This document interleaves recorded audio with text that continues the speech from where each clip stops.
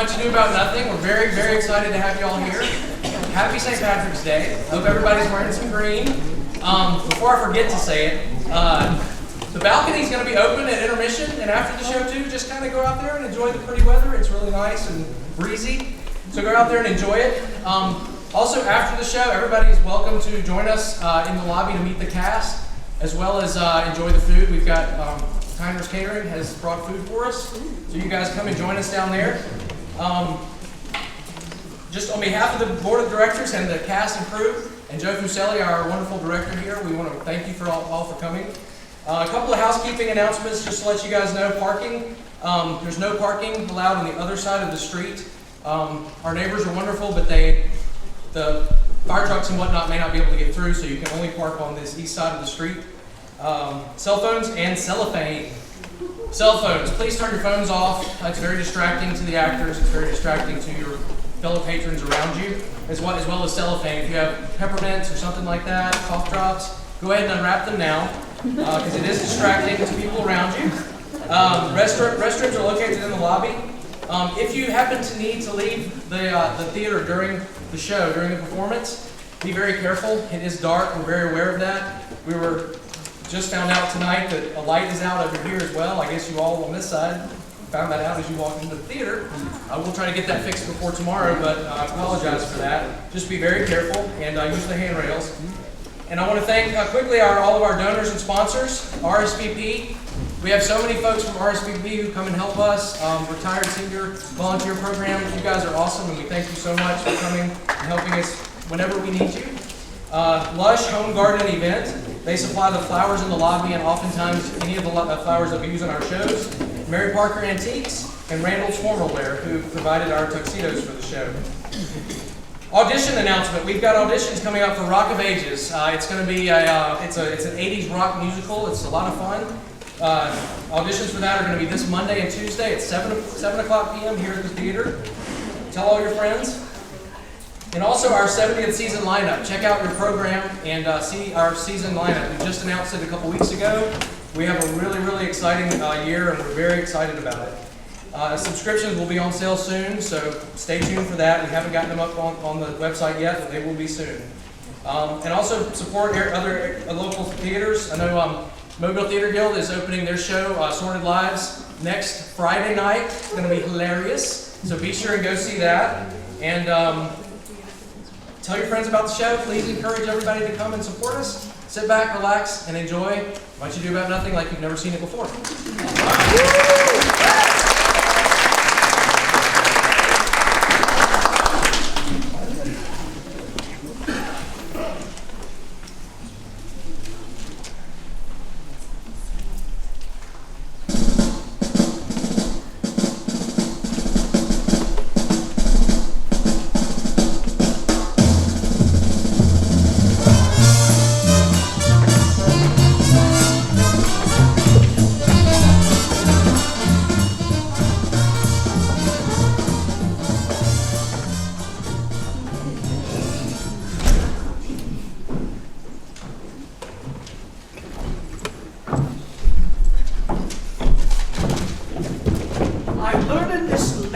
Don Pedro of Aragon comes this night to the city. He's very nearby. He wasn't 3 weeks off when I left him. Have you lost many gentlemen in this action? None of name, but few of any sort. A victory is twice itself when the achiever brings home full numbers. I see that Don Pedro has bestowed much honor on a young Florentine called Claudio. Much deserved on his part. We were remembered by Don Pedro. He hath done good service in these wars. Knowing in the figure of a lamb, the feats of a lion, he hath indeed better expectation than you must expect me to tell you now. He hath an uncle in the city that will be very glad of it. I've already delivered him letters, and there appears much joy in him, even so much that joy cannot show itself modest enough without a badge of bitterness. Did he break out into tears? In great measure. A kind overflow of kindness. No faces are truer than those that are so washed. How much better to weep for joy than to joy at weeping. I pray you, Had Signor Malcontent returned from the wars, or no? I know none of that name, lady. There was none such an army of any sort. What do you mean, niece? My cousin means Signor Benedick from Padua. Ah, he's returned, and as pleasant as ever he was. I pray you, how many hath he killed and eaten in these wars? But how many hath he killed? For indeed, I promised to eat all his killing. Niece, you tax Signor Benedick too much, but he'll be meek with you, I doubt it not. He have done good service in these wars, lady. Ah, you had musty victual, and he hath hot to eat it. He is a very valiant trencherman. He hath an excellent stomach. And a good soldier, too, lady. And a good soldier to a lady. But what is he to a lord? A lord to a lord. A man to a man, stuffed with all honorable virtues. Oh, it is so indeed. He is no less than a stuffed man. But for the stuffing, well, we are all mortal. You must not mistake my niece. There is a sort of merry war betwixt Signor Benedick and her. They never meet, but there's a skirmish of wit between them. Alas, he gets nothing by that. In our last conflict, 4 of his 5 wits went halting off, and now is the whole man governed with 1. So that if he have wit enough to keep himself warm, let it be the difference between himself and his horse. Where is all the wealth that he hath left to be known a reasonable creature? But who is his companion? He hath every month a new sworn brother. Is it possible? Very easily possible. He wears his faith, but it's the fashion of a hat. It ever changes with the next block. I see. The gentleman's not in your books. No. Anywhere I would burn my study. But I pray you, who is his companion? Have you no young squarer who would take a voyage with him to the devil? He's most in the company of the right noble Claudio. Oh, Lord! He will hang upon him like a disease. He is sooner caught than the pestilence, and the taker was presently mad! Oh, God, help the noble Claudio. If he had caught the Benedick, it will cost him £1,000 ere he be cured. I will hold friends with you, lady. Do, good friend. You will never run mad. No, not till a hot January. Don Pedro is approached.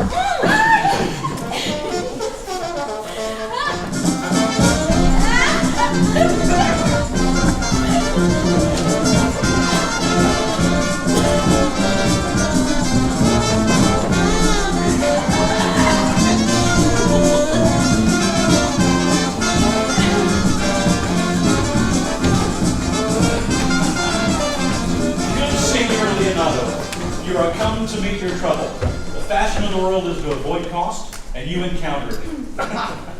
Never came trouble to my house in the likeness of your grace. For trouble being gone, comfort should remain. But when you depart, sorrow abides, and happiness takes his lead. You embrace your charge too willingly. I think this is your daughter. Her mother hath many times told me so. Were you in doubt, sir, that you asked her? Signor Benedick.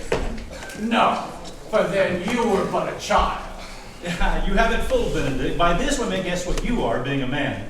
But truly, the lady fathers herself. Be happy, lady, for you are like an honorable father.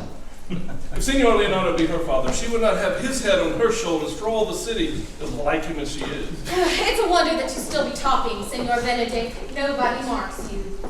What? My dear Lady Disdain! Are you yet living? It's impossible Disdain should die while she hath such meat food to feed it as Signor Benedick. Courtesy itself must turn to disdain if you come in her presence. Well, then is courtesy a turncoat. But I am certain I am loved of all ladies. Only you excepted. And I would I could find in my heart that I had not a hard heart, for truly I love none. A dear happiness to women. Oh. They would else have been troubled with a pernicious suitor. I thank God in my cold blood I am of your humor for that. I had rather hear my dog bark at a crow than a man swear he loves me. Oh God, keep your ladyship still of that mind, so some gentleman or other shall escape a predestinate scratching face. Oh, scratching could not make it worse than for such a face as yours were. You are a rare parrot teacher. A bird of my tongue is better than a beast of yours. I would my horse at the speed of your tongue, and so gonna continue. But keep your way in God's name. I have done. Ooh, you always end in a jade's trick. I know you of old. That is the sum of all, Leonato. Signor Claudio, Signor Benedick, my dear friend Leonato hath invited you all. I tell him we shall stay here at the least a month, and he heartily prays that some occasion may detain us longer. I dare swear he is no hypocrite. He prays from his heart. If you swear, my lord, you shall not be forsworn. I bid you welcome, the Lord. Being reconciled with your brother, I owe you all duty. I thank you. I'm not of many words, but I thank you. Prince, will you begin? Your hand, Leonato. We will go together.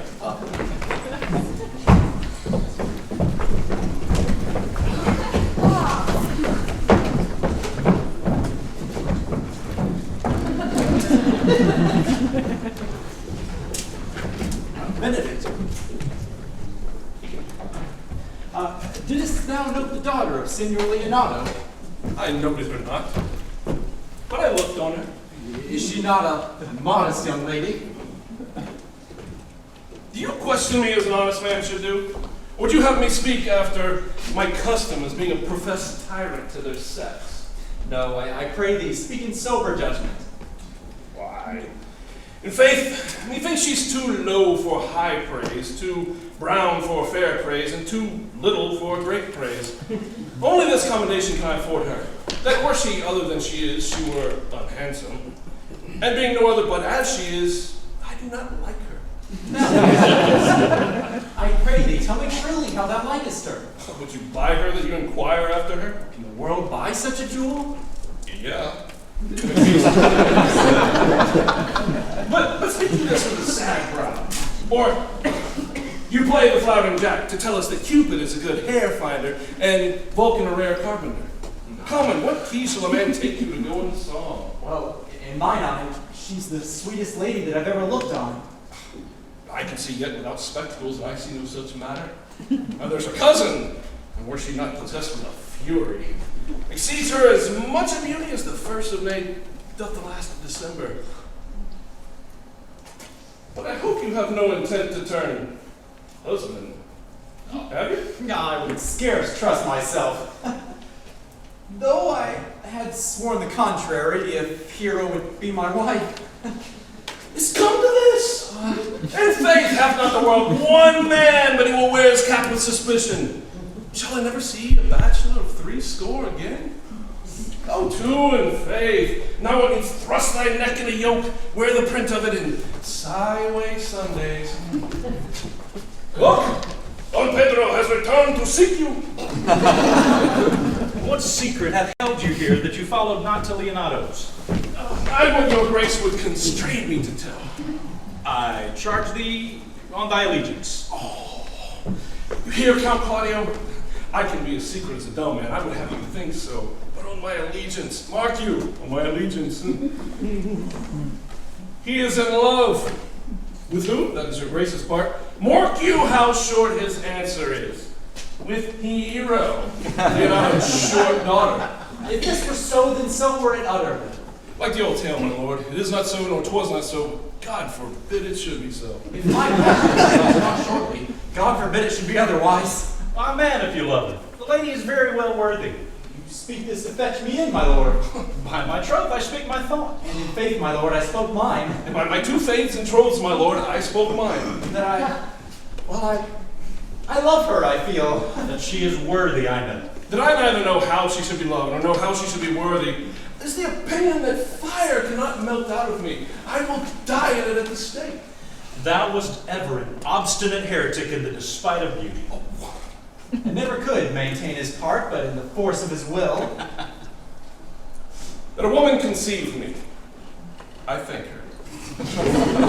That she brought me up, I likewise give her most humble thanks. But that I will have a recheat winded in my forehead, or hang my bugle in an invisible baldric, all women shall pardon me.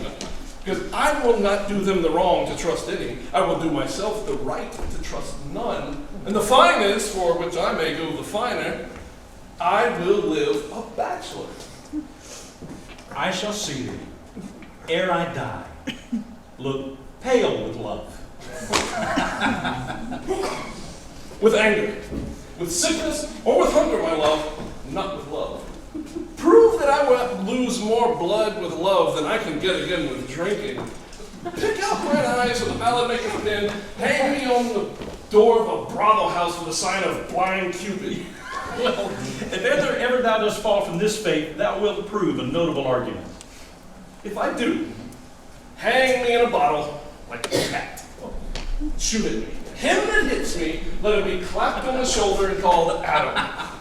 Well, as time shall try, in time the savage bull doth bear the yoke.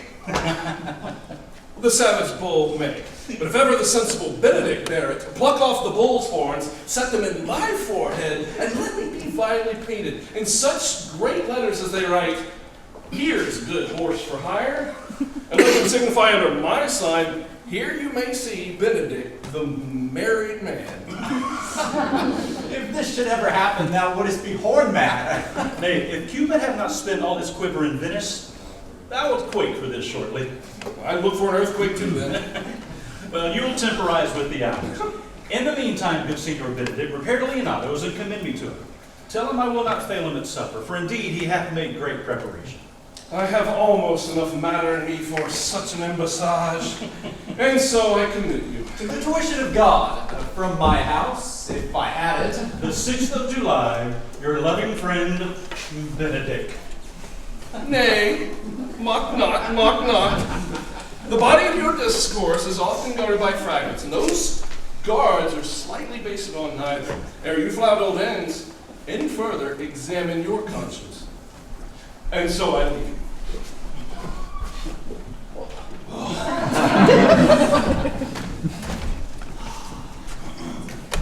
My liege, your highness may now do me good. My love is thine to teach. Teach it but how, and thou wilt see how apt it is to learn any hard lesson that may do thee good. Well, hath Leonato any son, my lord? No child but Hero. She's his only heir. Dost thou affect her, Claudio? Oh, my lord, when you went onward on this ended action, I looked upon her with a soldier's eye, that liked, but had a rougher task in hand than to drive liking to the name of love. But now I am returned, and those war thoughts have left their places vacant, and in their rooms have come thronging soft and delicate desires, all prompting me how fair young Hero is, saying, I liked her ere I went to wars. Thou wilt be like a lover presently, and tire the hearer with a book of words. If thou dost love fair Hero, cherish it. And I will break with her and with her father, and thou shalt have it. Was it not to this end that thou beganst to twist so fine a story? Oh, how sweetly you do minister to love that no loves grief by his complexion. But lest my liking might seem too sudden, I would have salved it with a longer treatise. What need the bridge much broader than the flood? The fairest grant is the necessity. Look, what will serve as fit? 'Tis once thou lovest, and I will fit thee with the remedy. I know we shall have reveling tonight, and I will assume thy part in some disguise, and will tell fair Hero that I am Claudio. And in her bosom I'll enclasp my heart, and take her hearing prisoner with the force and strong encounter of my amorous tale. Oh, then, after, to her father will I break, and the conclusion is, she shall be thine. In practice, let us put it presently.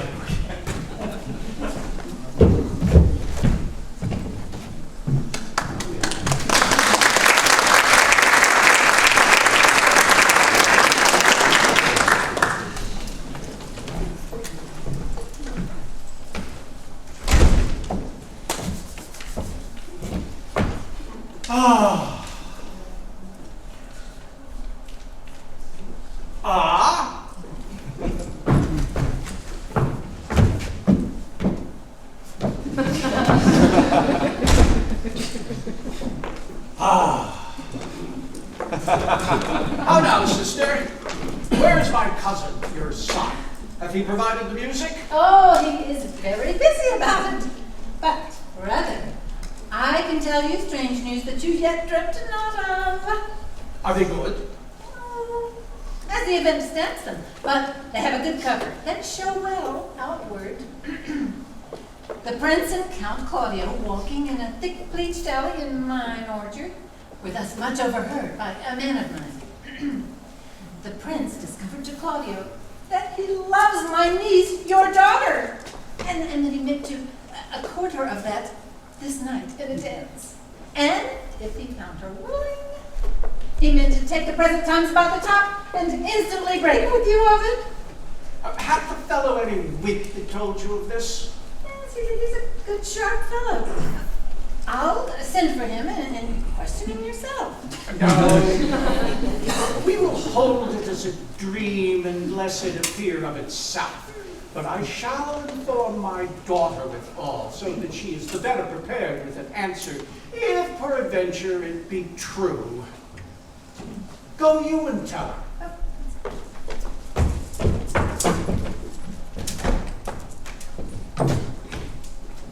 Come, cousins, you know what to do. Have a care this busy time.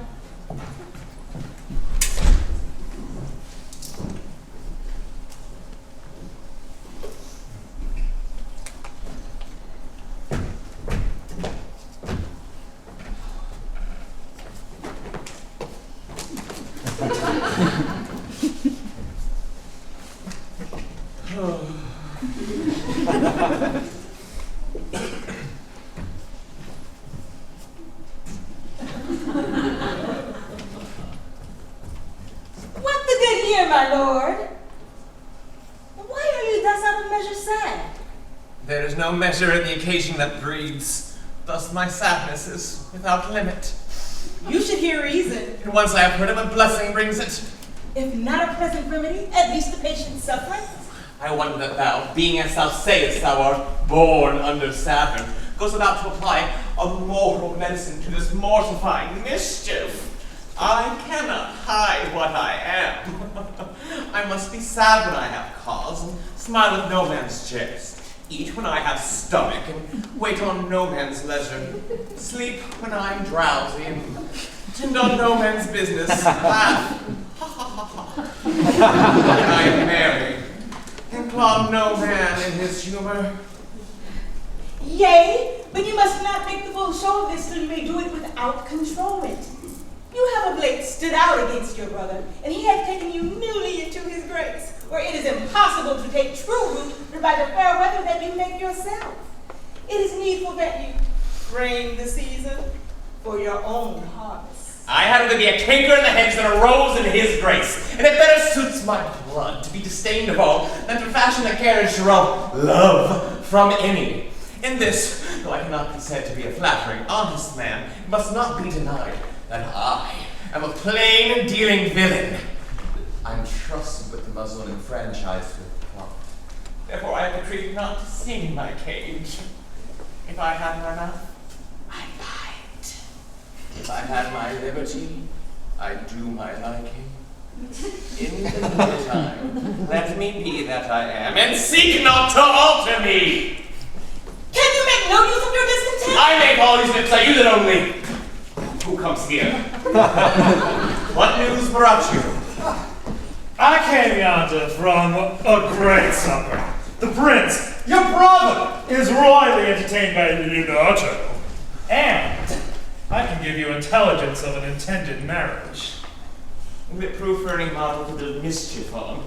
What is he for a fool that betroths himself to unquietness? Mary, it's your brother's right hand. Ooh, the most exquisite Claudio. Even he. A proper squire, and two which may look see. Mary, one Hero, the daughter and heir of Leonato. A very forward march shame. How came you to this? Being mistaken for a perfumer as I was smoking a musty room, in comes the Prince and Claudio, hand in hand in sad conference. I whipped myself behind the arras, and there heard it agreed upon that the Prince should woo Hero for himself, and then having obtained her, give her to Count Claudio. Come, let us thither. This may prove food for my displeasure. For that young star hath all the glory of my overthrow. If I can cross him anyway, I bless myself every way.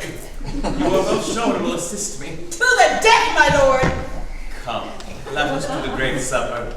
Their cheer is the greater that I am subdued, where the cook were of my mind.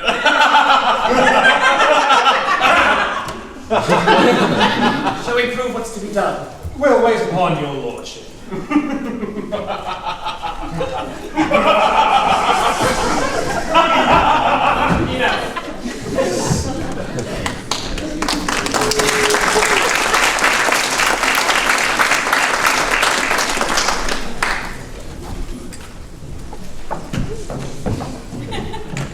What's not Count John here at supper? I saw him not.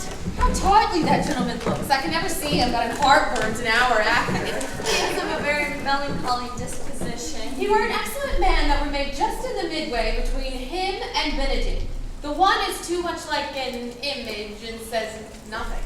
And the other, too much like my lady's eldest son, evermore tattling.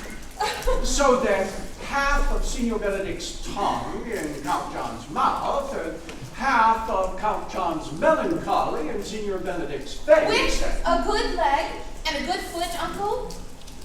And money enough in his purse. Such a man would win any woman in the world. If he could get her goodwill. By my troth, niece, you'll never get a husband if you are so shrewd of your tongue. In fact, she is too cursed. Too cursed is more than cursed. I shall lessen God's sending that way, for it is said, God sends a cursed cow short horns, but to a cow too cursed, he sends none. So by being too cursed, God will send you no horns? Just if he sends me no husband, for the which blessing I am at him upon my knees, morning and evening. God, I could not endure a husband with a beard on his face. I had rather lie in the woolen. Well, perhaps you may light upon a husband who hath no beard. And what should I do with him? Dress him in my apparel and make him my waiting gentlewoman. No, uncle. He that hath a beard is more than a youth, and he that hath no beard is less than a man. He that is more than a youth is not for me. He that is less than a man, well, I'm not for him. Therefore, I shall take sixpence in earnest of the barroward and lead his apes into hell. Well, go you then into hell? No, but to the gate. And there will the devil meet me like an old couple with horns on his head and say, "Get you to heaven, Beatrice, get you to heaven." And here is no place for you maids. So deliver I up my apes, and away to St. Peter to the heavens. There he shows me where the bachelors sit. And there live we merry as the day is long. Well, miss, I trust you will be ruled by your father. Yea, it is my cousin's duty to make curtsy and say, "Father, as it please you." But for all that, cousin, let him be a handsome fellow, or else one can make another curtsy and say, "Father, as it please me." Well, niece, I do hope to see you fitted with a husband. Oh, not till God make men of some other metal than earth. Would it not grieve a woman to be overmastered by a pierce of valiant dust, to make an account of her life to a clod of wayward marl? No, uncle, I'll none. Adam's sons are my brethren, and truly I find it a sin to marry in my kindred. Well, daughter, you know your duty. If the prince do solicit you in that kind, you know your answer. The fault will be in the music, cousin, if you be not wooed in good time. If the prince be too important, tell him to dance out the answer and see what happens. For hear me, Hero. Wooing, wedding, and repenting are like a Scotch jig, a measure, and a syncopace. The first is hot and hasty like a Scotch jig, and full as fantastical. The wedding, mannerly modest as a measure, full of state and ancientry. And then comes repentance, and with his bad leg, sinks faster and faster into the syncopace until he falls into his grave.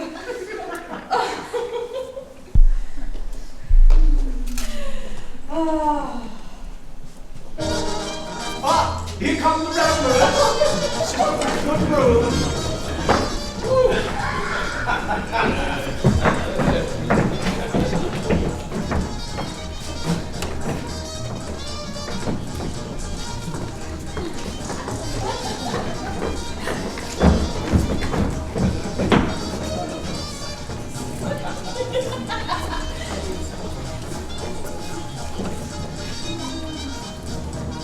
Lady, will you walk about with your friend?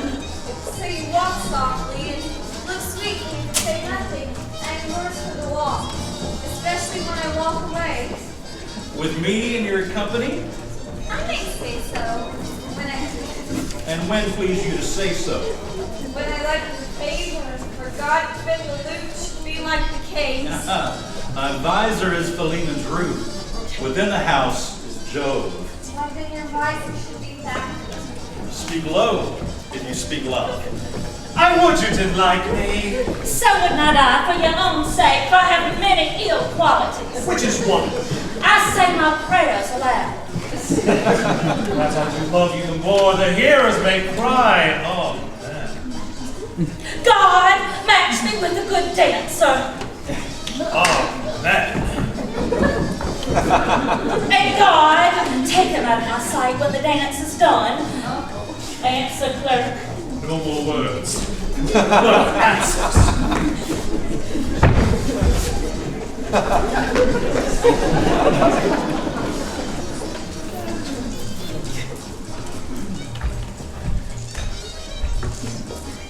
I know you. You're Signora Antonia. At work, I am not. Oh, I know you by the waggling of your head. In truth, I do counterfeit her. Oh, you would never do her so ill will unless you were the very woman. Why, here's her dry hand going up and down. You are she. You are she. At word, I am not. Oh, do you think I do not know you by your excellent wit? Can virtue hide itself? Ah, go to, Mom, you are she. Praises will appear, and there's an end. Who told you this? Who told you so? No, you shall pardon me. Well, it was Signor Benedick who told you so. What is he? He! I'm sure you know him. Not I, believe. Did he ever make you laugh? I pray you, what is he? Well, he is the prince's jester, a very dull fool. Only his gift is in devising impossible slanders. None but libertines delight in him, and his commendation is not in his wit, but in his villainy.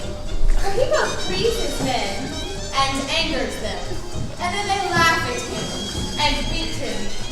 I'm sure he's in the fleet. I would he had boarded me. When I know the gentleman, I'll tell him what you say. Do! No, but break a comparison or two upon me, and then for adventure not marked, nor laughed at. Well, sink into a melancholy, and then it's part of the day, or the full, supper that night. Oh, we must follow the leaders. In every good thing. Nay, if it leads to any ill, I'll leave them the next morning.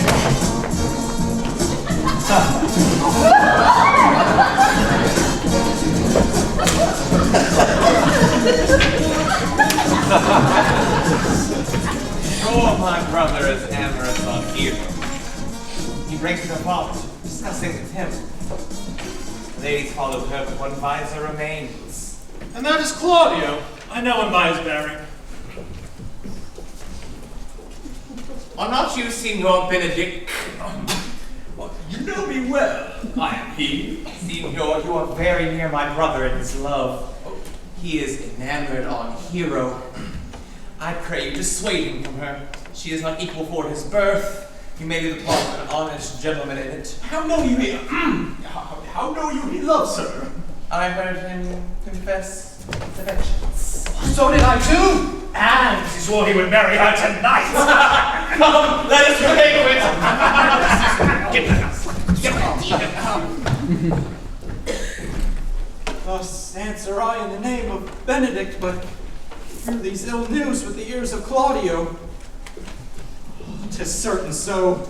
The prince woos for himself. Friendship is constant in all other things, save in the office and affairs of love. Therefore, all hearts in love use their own tongues. Let every eye negotiate for itself and trust no agent. For beauty's a witch whose charms faith melt into blood. This is an accident of hourly proof, which I mistrusted not. Farewell, therefore, hero. Count Claudio! Yea, the same. Come, will you go with me? Whither? Even to the next willow. About your own business, County. What fashion shall you wear the garland of? Around your neck like a usurer's chain? Or under your arm like a lieutenant's scarf? You must wear it one way, for the prince hath got your hero. Yeah, I wish you joy her. Well, that's spoken like an honest trovier, so they sell bullocks. Did you think the prince would use you thus? I pray you just leave me. Oh, now you strike like the blind man. 'Twas the boy that stole your meat, you'll beat the post. If it will not be, then I'll leave you. Alas, poor hurt fowl. Now will he creep in the sedges? My Lady Beatrice should know me and not know me. Princess fool. Oh. It may be that I go under that title because I am married. Yeah. But so am I apt to do myself wrong. I'm not so reputed. It is the base, though bitter disposition of Beatrice that puts the world into her person and so gives me out. I'll be revenged as I may. Now, Signor, where's the Count? Have you seen him? Troth, my lord, I have played the part of Lady Fame. I found him here as melancholy as a lodge in a warren. I told him, and I think I told him true, that your grace hath got the goodwill of this young lady. And I offered him my company to the next willow tree, either to make him a garland as being forsaken, or to bind him up a rod as being worthy to be whipped. To be whipped? What's his fault? Flat transgression of a schoolboy, who, at being overjoyed finding a bird's nest, shows it his companion, and he steals it. Wilt thou make a trust to transgression? The transgression is in the stealer. Yet it had not been amiss, the rod had been made, and the garland too. For the garland he may have worn himself, and the rod he may have bestowed on you, who, as I take it, have stolen his bird's nest. I will but teach them to sing and restore them to the owner. Well, their singing answer your saying, by my faith you say honestly. The Lady Beatrice hath a quarrel to you. And the gentleman she danced with told her she is much wronged by you. Oh! She misused me past the endurance of a block! An oak with but one green leaf would have answered her. And my visor began to assume life and scold with her. She told me, not thinking I'd been myself, that I was the prince's jester. That I was duller than a great thought, hurling jest upon jest with such an impossible conveyance upon me, but that I stood like a man in a mark, a whole army shooting at me. She speaks poniards, and every word stabs. If her breath were as terrible as her terminations, there were no living near her. She would infect to the North Star. He would not marry her, though she were possessed with all that Adam had left him before he transgressed. She would have made Hercules have turned spit, yea, and cleft his club to make fire too. Come, talk not of her. You shall find her the infernal octave with apparel. I would to God some scholar would conjure her, for certainly while she is here, a man may live as quietly in hell as in a sanctuary, and people sin upon purpose because they would go thither. So indeed, all disquiet, horror, and perturbation follows her. Look, here she comes. Will your grace command me to any service in the world's game? I will go now on the slightest errand to the antipodes you can think of. I will fetch you a toothpicker now from the furthest inch of Asia, to bring you the length of Prester John's foot, fetch you a hair off the great Charon's beard. Do any embassies to the pygmies rather than hold 3 words conference with this harpy. Have you no employment for me? None. But to desire your good company. God, sir, this is a dish I love not. I cannot endure my lady tongue.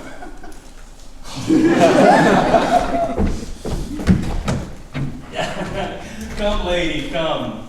You have lost the heart of Signor Benedick. So indeed, it was so that he lent it me a while, and I gave him good use for it. A double heart for his single one. Married once before, he wanted of me a false dice. Therefore your grace may say I have lost it. You have put him down, lady. You have put him down. I would he should not do me, lest I prove the mother of fools. Oh. Now, Count, wherefore art thou sad? Not sad, my lord. How then? Sick? Neither, my lord. The Count is neither sad, nor sick, nor merry, nor well, but civil, Count. Civil as an orange, or something of that jealous complexion. In faith, lady, I think your blazon to be true. Though I'll be sworn, if he be so, his conceit is false. Here, Claudio, I have wooed in thy name, and fair Hero is won. I have broke with her father, and his goodwill obtained. Name the day of marriage, and God give thee joy. Count, take of me my daughter, and with her all my fortunes. His grace hath made the match, and all grace say amen to it. Speak, Count. 'Tis your cue. Silence is the perfectest herald of joy. I were but little happy if I could say how much. Lady, as you are mine, I am yours. I give away myself to you, and I dote upon the exchange. Speak, cousin! Or if you will not, stop his mouth with a kiss, so that he may not speak either.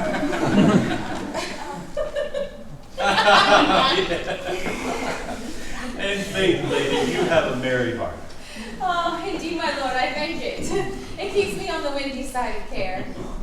My cousin tells him in his ear that he is in her heart. And so she doth, cousin. Good Lord, for alliance.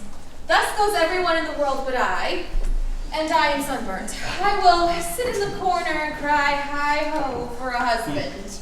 Lady Beatrice, I will get you one. I would rather have one of your father's getting. Hath your grace near a brother like you? Your father got excellent husbands if a maid could come by them. Will you have me, lady?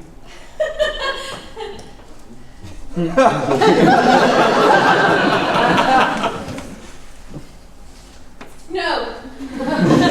Surely, your grace is too costly to wear every day. But I pardon you. I beseech your grace. I speak all mirth and no matter. Your silence most offends me, and to be merry best becomes you. For out of question you were born in a merry hour. No, surely my mother cried. And then a star danced, and under that I was born.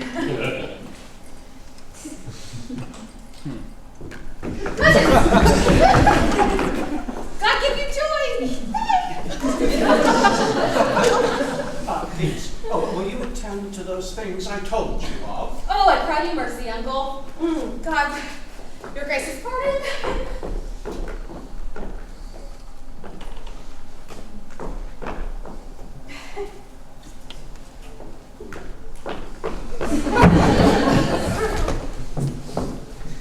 By my troth, a pleasant spirited lady.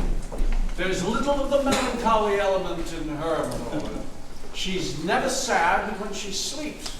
And never sad then, because my daughter tells me she often dreams of unhappiness and wakes herself with laughing. She cannot endure to hear tell of a husband. Oh, no, my lord.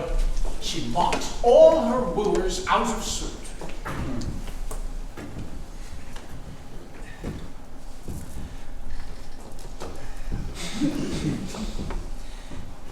She were an excellent wife for Benedick. Oh, but a week married, they thought themselves mad. Count Claudio, when mean you to go to church? Tomorrow, my lord. Time goes on crutches until love have all its rights. Not till Monday, my dear son. That's only a se'nnight hence, and little time enough to have everything suit my needs. Come, you shake the head at so long of breathing, but I warrant thee, Claudio, the time will not go dully by us. I will, in the interim, undertake one of Hercules' labors, which is to bring Signor Benedick and Lady Beatrice together in a mountain of affection one with the other. I would fain have it a match, and I doubt not but to fashion it if you three will but minister such assistance as I shall give you direction. I am for you if it costs me 10 nights watching. And I, my lord. And you too, gentle hero? I will do any modest office, my lord. Help my cousin to a good husband. And Benedick is not the unhopeless husband that I know. Thus far can I praise him. He is of noble strain, of approved valor, and confirmed honesty. I shall teach you how to humor your cousin so that she shall fall in love with Benedick. And I, with your two helps, will so practice on Benedick that in spite of his quick wit and queasy stomach, he shall fall in love with Beatrice. If we can do this, Cupid is no longer an archer. His glory shall be ours, for we are the only love gods. Go in with me and I'll tell you my drift.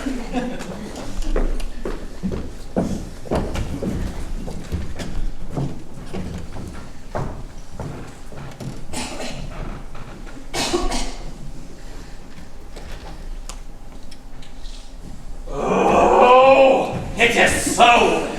Count Claudio shall marry the daughter of Leonato. Okay, my lord, I can cross it. Any bar, any cross, any impediment medicinable to me. I am sick in displeasure to him, and whatsoever comes afford his affection ranges evenly with mine.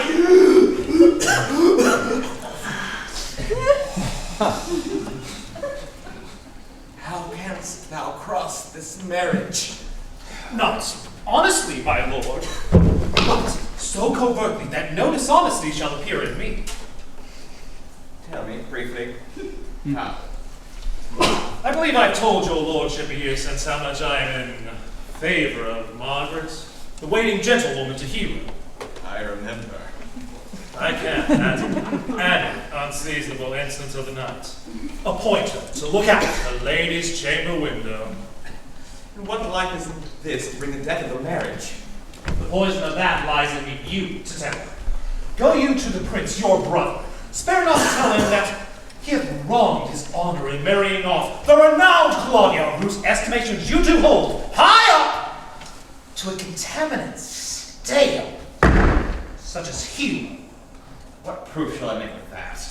Proof enough to misuse Prince, to vex Claudio, to undo Hero, and kill Leonato. Looking for any other issue? Only to despite them. I'll endeavor everything. Go then. Find a meet hour to jog Don Pedro and Count Claudio alone. Tell them that you know that Hero loves me. Intend a kind of zeal, as in, for love of your brother's honor who hath made the match, and his friend's reputation, who is thus like to be cousins with the semblance of a maid that you have discovered thus now. They shall scarcely believe this without trial. Offer them insistence, which shall bear no less likelihood than to see me at the lady's chamber window. Hear me call Margaret Hero. They hear Margaret call me Claudio. Wow!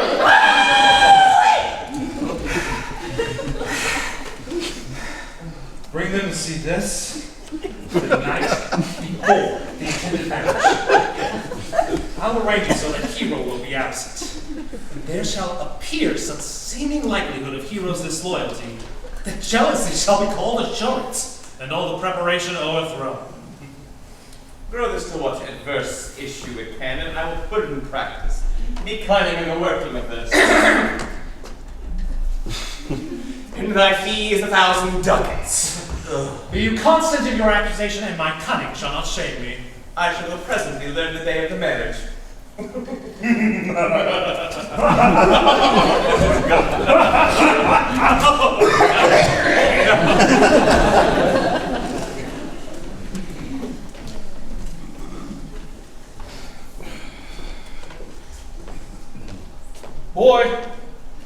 Senor? In my chamber window lies a book. Bring it to me hither in the orchard. But I am already here, sir. I know that. I would have thee hence and back again.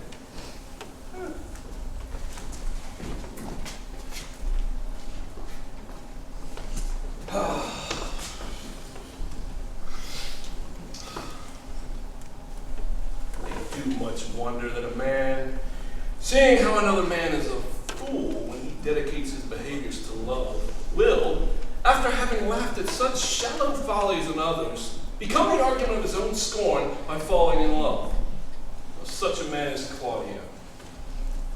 I've known when there was no music in him, the drum and the fife.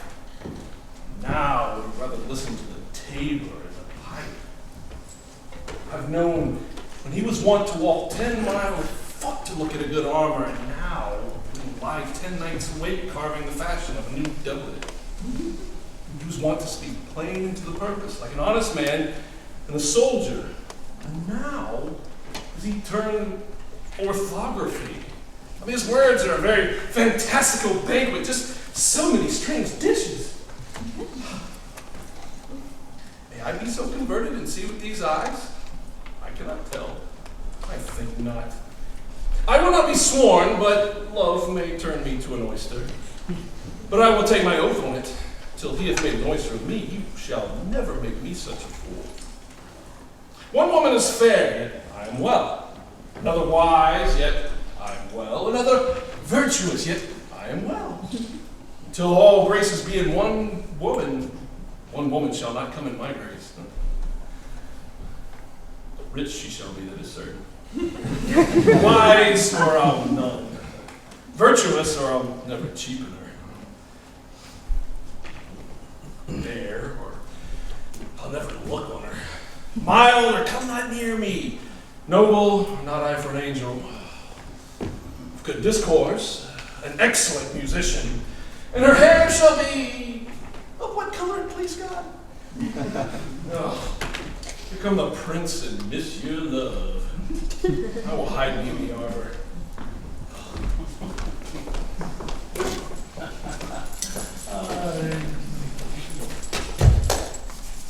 See you where Benedick had hid himself. Oh, very well, my lord. The music ended. We'll fit the kid box with a penny worth. By my troth, Balthazar, good song. Get us some excellent music. We would hear it tomorrow night at the Lady Hero's chamber window. Come hither, Leonato. What was it you told me of today? That your niece, Beatrice, is in love with Signor Benedick? Oh! Stock on, spouse sits. I never did think that lady would have loved any man. Nor I neither. But most wonderful that she should so dote on Signor Benedick, whom she hath in all outward behavior ever seemed to abhor. Is it possible? Is this the wind in that corner? I cannot tell what to think, my lord, but that she is madly in love with him. It is past the infinite of thought. Maybe she doth but counterfeit. No, in faith, like enough. Oh, God, counterfeit. There was never counterfeit of love came so near the reality of love as she discovers it. Why? What effects of passion shows she? Oh, well, this visual light. What effects, my lord? Effects. Well, she sits you down. You heard my daughter tell you so. She did indeed. How? How, I pray you? You amaze me. I would have thought her spirit had been invincible against all assaults of affection. Oh, so would I, and especially against Signor Benedick. I should think this a gull, but the white-bearded fellow speaks it. He hath taken the infection. Hold it up. Hath she made her affections known to Benedick? No, and swears she never will. That's her torment. No, 'tis true indeed. So your daughter says. Shall I? Says she. Who have so often counted him with scorn, write to him that I love him? This says she now, when she is beginning to write to him, for she'll be up 20 times in the night, and there she will sit in her smock until she have writ a sheet of paper, My daughter tells us all. Now you talk of a sheet of paper. I remember a pretty jest your daughter told us of. She had read it and was reading it over and discovered Benedick and Beatrice between the sheets. Oh, she tore it into 1,000 halfpence and railed against herself for being so immodest as to write to one who would flout her. For I judge his spirit, says she, by my own, and I should flout him if he writ me. Yea, though I love him, I would. And then, down upon her knees, she falls, she weeps, she sobs, she beats her heart, she tears her hair, she prays, she curses. Oh, sweet Benedict, God, give me patience! Indeed, she doth, my lord. My daughter says so. And the ecstasy hath so overborne her that she is sometimes afeard that she will do a desperate outrage to herself. 'Tis very true. It were good that Benedick would hear of it by some other, if she will not discover it. To what end? He will make but sport of it and torment the poor lady worse. And he should, it were an alms to hang him, for she's an excellent sweet lady, and out of all suspicion she is virtuous. And she is exceeding wise. And in everything but loving Benedick. Oh, Lord, wisdom and blood combating in so tender a body. Well, it's 10 proofs to 1 that blood hath the victory. I am very sorry for her, as I have just cause, being her uncle and guardian. I would she had bestowed this dotage on me. I would have daffed all other respects and made her half myself. I pray you tell Benedick of it and hear what he will say. Were it good, think you? Well, Hero thinks surely she will die, for she said she will die if he loves her not, and she will die ere she make her love known, and she will die if he woo her, rather than she will bate one breath of her accustomed crossness. Well, and she doth well. If she should make tender of her love, 'tis very possible he'll scorn it. For the man, as you know all, hath a contemptible spirit. He is a very proper man. He hath indeed a good outward happiness. Before God, and in my mind, very wise. He doth indeed show some sparks that are like wit. And I take him to be valiant. Oh, as Hector, I assure you. And in the management of quarrels, you may say he is wise, for he either avoids them with great discretion, or he undertakes them with the most Christian-like fear. If he fear God, he must keep the peace. And if he break the peace, he should enter into a quarrel with fear and trembling. And so he will do, for the man doth fear God, as much as it seems not in him by some large jests he make. Well, I am sorry for your niece. But shall we seek Benedick and tell him of her love? Never tell him, my lord. Let her wear it out with good counsel. Nay, 'tis impossible. She'll wear her heart out first. Well, we will hear more of it by your daughter. Let it cool a while. I love Benedick well, and I could wish that he would modestly examine himself to see how unworthy he is of so good a lady. Will you walk in, my lord? Dinner is ready. If you do not dote on her upon this, I will never trust my expectation. Let there be the same net spread for her. That must your daughter and her gentlewomen carry. The sport will be when they hold one in opinion of another's dotage, and no such matter. That's the scene that I would see, which will be merely a dumb show. Let's send her to call him into dinner.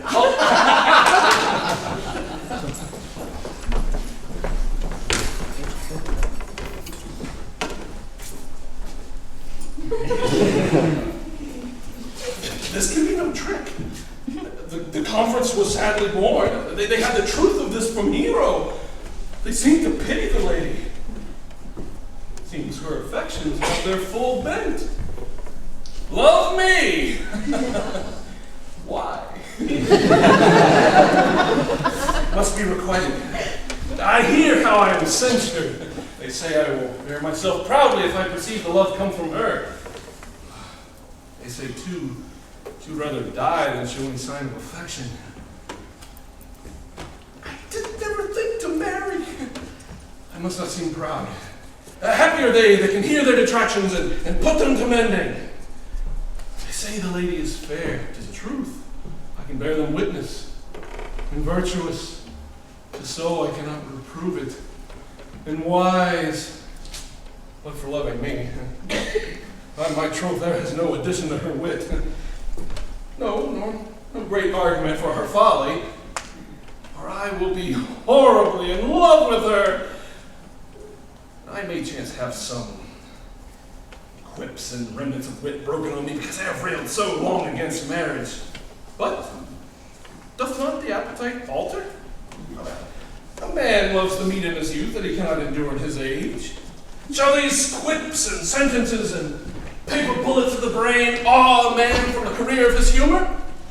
No. The world must be peopled. I said I would die a bachelor. I did not think I should live till I were married. Oh, here comes Beatrice. Why, this day she's a fair lady. I do spy some marks of love in her.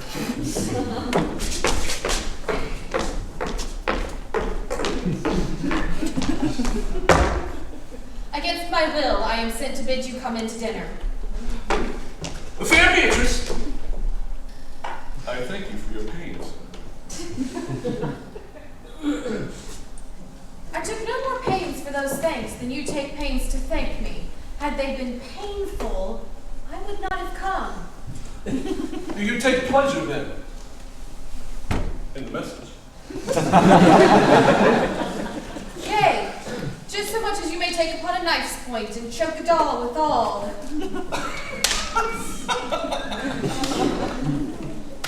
You have no stomach, senor.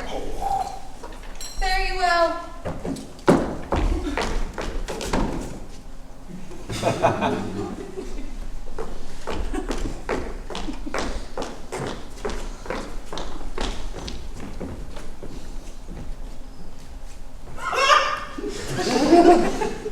Against my will, I bid you to come in to dinner. There's a double meaning in that. I took no more pains to thank you than you took pains to thank me. Why, that's as much to say that any pains I take for you are as easy as thanks. If I do not pity her, I am a villain. If I do not love her, I'm a fool. I will go get her picture.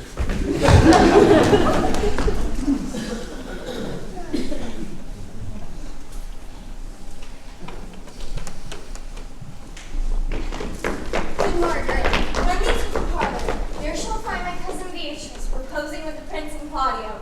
Whisper in her ear and tell her I and Ursula walk in the orchard and our whole discourse is all of her. Say thou overheardest us. Bid her still into the bleached bower where the honeysuckles ripen by the sun. Forbid the sun to enter like favorites made proud by princes that advance on their pride against the power that bred it. There she will hide to hear our confidence. This is thy purpose. Fare thee well in it and leave us alone. I will make her come. I warrant you presently. Now, Ursula, when Beatrice doth come, as we do chase this alley up and down, our talk must only be of Benedick. When I do name him, let it be thy part to praise him more than ever man did merit. My talk to thee must be how Benedick is sick in love with Beatrice. Of this matter is little Cupid's crafty arrow made that only wounds by hearsay. Oh, now begin, for look for Beatrice like a lackey who runs close by the ground to hear a conference. The pleasantest angling is to see the fish cut with her golden oar the silver stream and greedily devour the treacherous bait. So must we angle for Beatrice, who even now is crouched in the woodbine coverture. Fear you not my part of the dialogue. Then we go near her, that her ear loses nothing of the false sweet bait that we lay for it. No, truly, Ursula, she is too disdainful. I know her spirits are as coy and wild as the haggards of the rocks. But are you sure that Benedick loves Beatrice so entirely? So says the prince. And my true lord. And did they bid you tell her of it? They did entreat me to acquaint her of it, but I persuaded persuaded them, if they loved Benedick, to let him wrestle with his affection and never let Beatrice know of it. Oh, why did you so? Doth not the gentleman deserve as full, as fortunate a bed as ever Beatrice shall couch upon? Oh, God of love, I know he doth deserve as much may be yielded to a man, but nature never framed a woman's heart of prouder stuff than that of Beatrice. Disdain and scorn ride sparkling in her eyes, misprizing what they look upon, and to her wit values itself so highly that to her all else matters seem weak. She cannot love, nor take shape, nor project of affection. She's so self-endeared. Sure, I think so. Then it were good she not know of his love, lest she make sport of it. Why, you speak truth. I never yet saw a man how wise, how noble, how rarely featured, but she would spell him backwards. Oh, sure. Such carping is not commendable. No, not to be so odd and false fashions. It not be commendable, but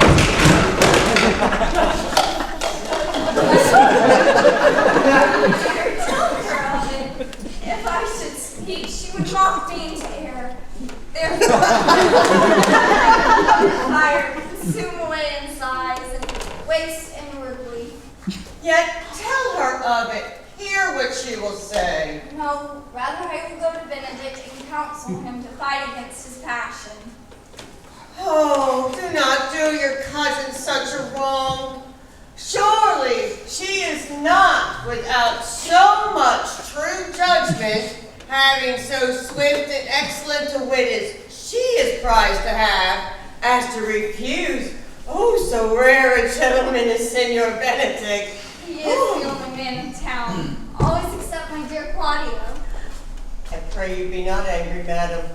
Speaking my fancy, for shape, bearing, argument, and valor, first Senor Benedick goes foremost in report through town. Indeed, he has an excellent name. His Excellence did earn it ere he had it. When are you married, madam? Why, every day, tomorrow. Come, go in, I'll show thee some attires and have thy counsel which is best to furnish me for tomorrow. We have caught her, madam. If it proves so, then loving goes by halves. Some cupids kill with arrows, some with traps.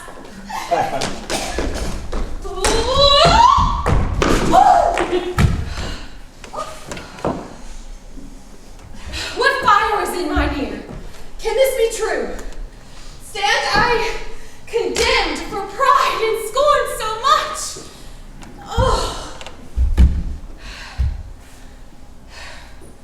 Contempt, farewell, and maiden pride adieu. No glory lives behind the back of such. And Benedick, love on! I will requite thee, taming my wild heart to thy loving hand. If thou dost love, my kindness shall incite thee to bind our loves up in a holy band. For others say thou dost deserve, and I believe it better than reportingly.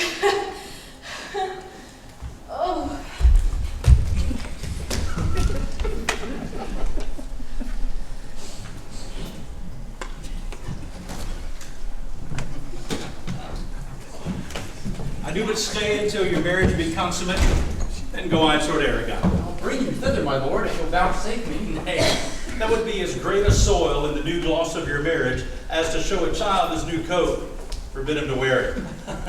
I will only be bold with Benedick for his company, for from the crown of his head to the sole of his foot, he is all mirth. He hath twice or thrice cut Cupid's bowstring, and the little hangman dare not shoot at it. But he hath a heart as sound as a bell, his tongue is the clapper. For what his heart thinks, his tongue speaks.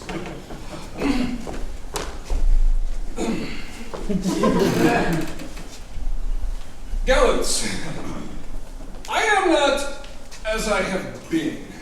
So say I. Methinks you are sadder. I hope he be in love. Ah, hang him, truant. There's no true drop of blood in him to be truly touched with love. If he be sad, he wants money. I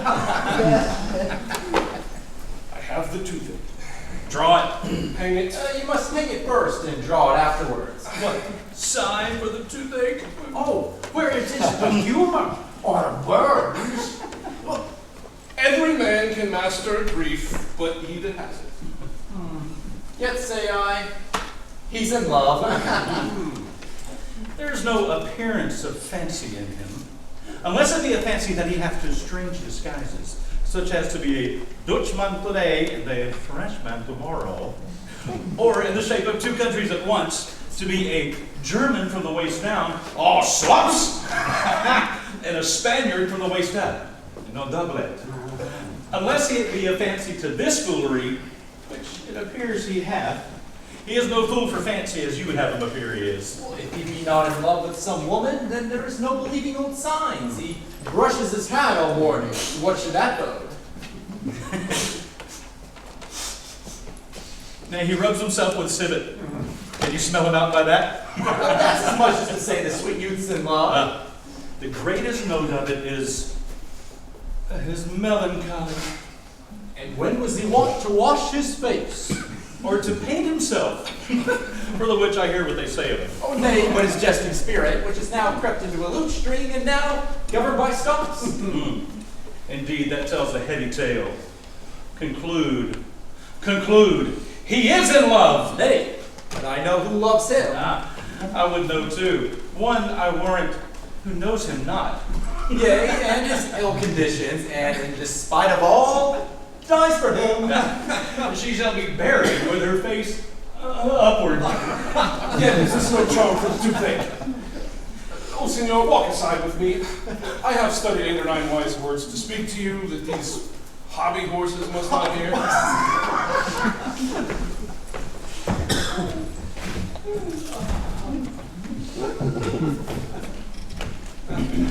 For my life to break with him about Beatrice. Oh, 'tis even so, Hero and Margaret have by this played their parts with Beatrice, and then the two bears will not bite one another when they meet. My lord and brother, God save you. Good day, brother. If your leisure served, I would speak with you. In private? If it please you, yes. Count Claudio may hear, for what I speak of concerns him. Why? What's the matter? It means your lordship to be married tomorrow. You know he does. I know not that, when he knows what I know. If there be any impediment, I pray you discover it. You may think I love you not. It aimed better at me by that I now will manifest. For my brother, it seems he holds you well, and dearness of heart hath hoped to effect your ensuing marriage. Surely suit ill spent and labor ill bestowed. Why? What's the matter? I came hither to tell you, in circumstances shortened, for she has been too long talking of, about the lady. Is disloyal? Who? The hero? Even she. Leonato's hero, your hero, every man's hero. Disloyal? The war is too good to pay out her wickedness. Think you the worst term, and I'll fit it to her. But wander not to further warn. Follow me but tonight. You shall see the lady's chamber window entered, even the night before her wedding day. If you love her then, marry her tomorrow. But I think it better suits your honor to change your mind. May this be so? I will not think it. If you dare not trust what you see, confess not that you know. Follow me, and I'll show you enough. Once you have seen more and heard more, proceed accordingly. If I see anything tonight, why I should not marry her tomorrow in the congregation where I should wed, there I will shame her. And as I wooed for thee to obtain her, I will join with thee to disgrace her. I will disparage her no further to all my witnesses. Bear it coldly but to midnight, and let the situation show itself.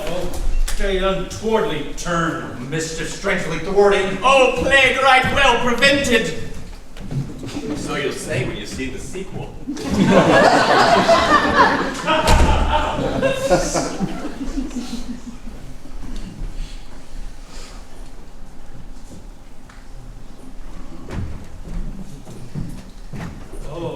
Hero. Oh, Hero.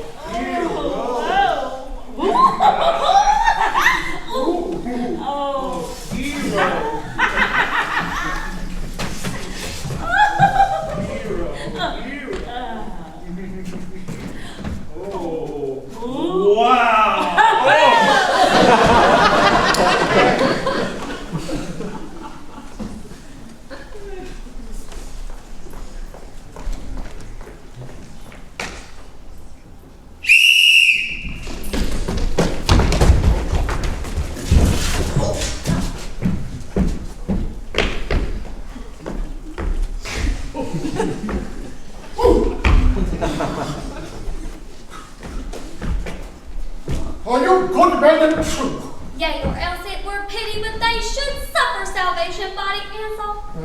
That not too good a punishment for them, if they should have any allegiance in them, being chosen for the prince's watch.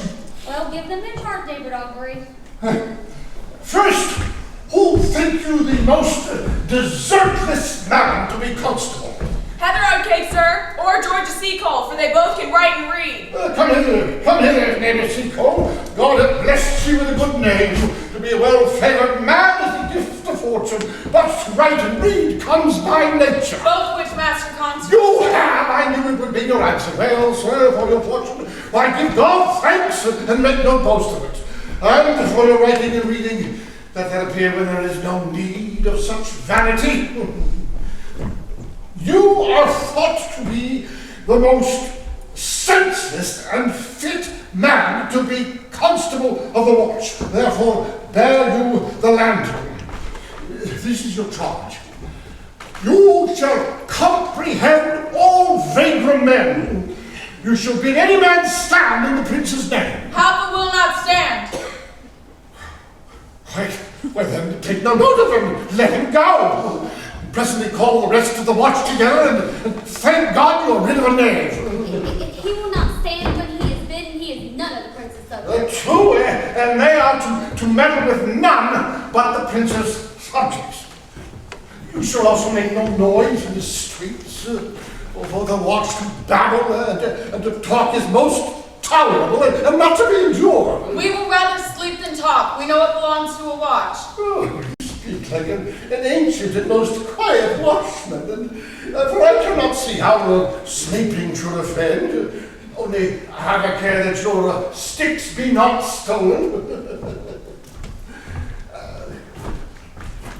You shall also call at all the taverns and bid those who are drunk get them to bed. How if they will not?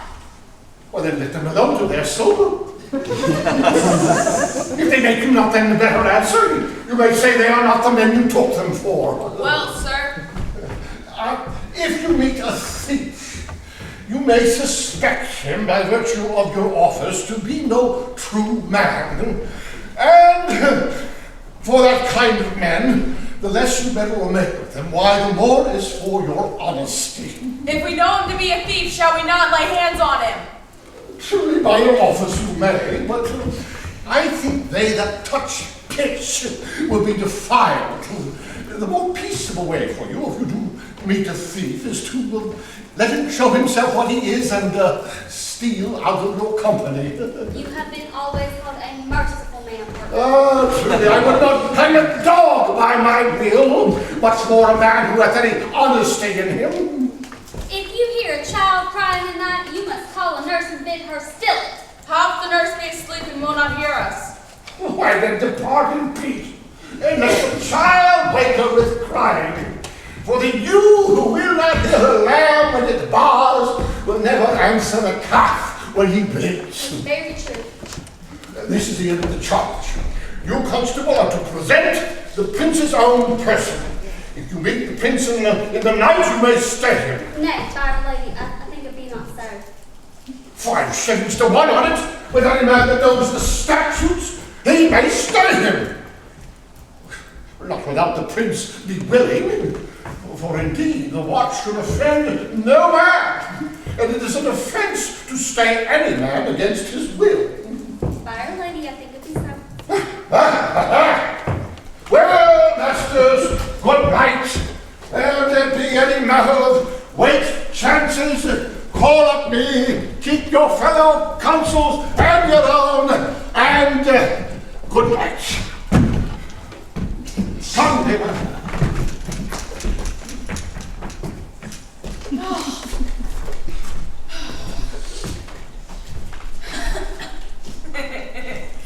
Well, masters, we hear our charge. Let us sit upon the church bench till 2 and then all to bed. One word more, honest neighbors. I pray you, keep watch about Signor Leonato's door. The wedding being there tomorrow, there is a great coil tonight. Adieu. Be vigilant, I beseech you.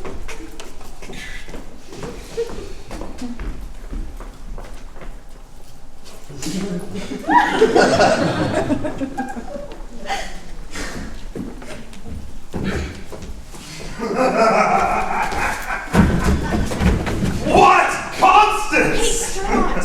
Constance, I say! Here, man, I am at thy elbow! Master, my elbow witched. I should have known it were a scab fellow. I will owe thee an answer for that. Now forward with thy tale. Stand me close, and I will, like a true drunkard, utter all to thee. Some treason, masters, yet stand close. Therefore know that I have earned of Don John 1,000 ducats. Is it possible that any villainy should be so dear? One should rather ask what villainy could be so rich. For when rich villains have need of poor ones may make what they will. I wonder at. Well, that shows that thou art unconfirmed. Thou knowest that the fashion of a hat, cloak, or doublet means nothing to a man. Yes, it is apparel. I mean the fashion. Yes, the fashion is the fashion. One might as well say the fool's a fool, but canst thou not see what a deformed thief this fashion is? I know that deformed has been a vile thief this 7 years, goes up and down like a gentleman. I remember his name. Dost thou not hear somebody? No, 'twas the vein on the house.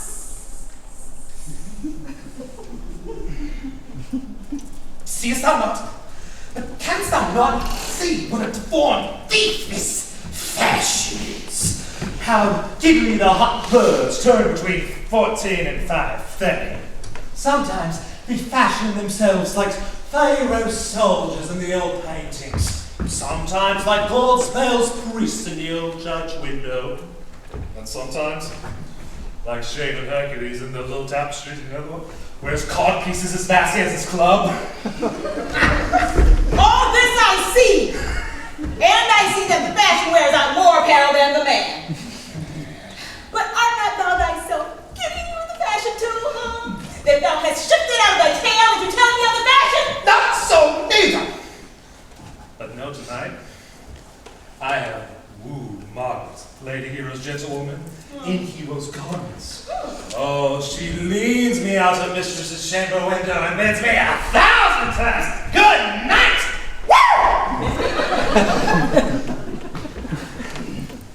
I tell this tale vilely.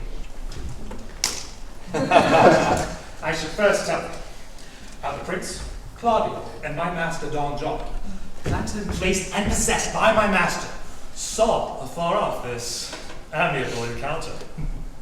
And thought they Margaret was Hero?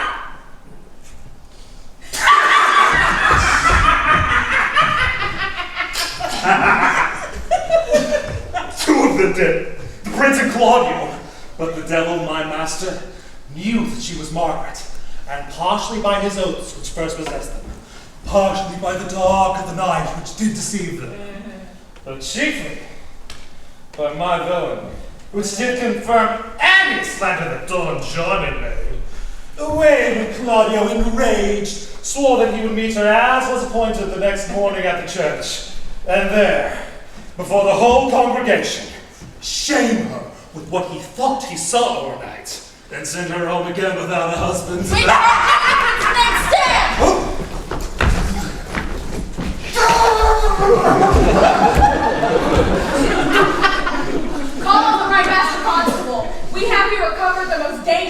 lechery that was ever known in the Commonwealth. And one deformed is one of them. I know him. And where's the law? Ladies! Hey, bring the deformed forth. I warn you. Never speak. We charge you. Let us obey you to go with us. We'd like to prove a good commodity for this. A Ladies commodity with their sticks. A commodity in question, I warrant you. Come, we'll obey you.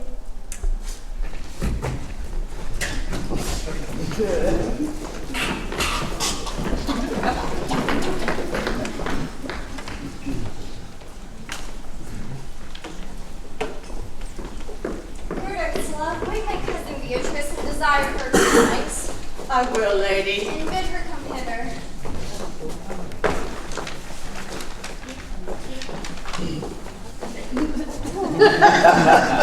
Well,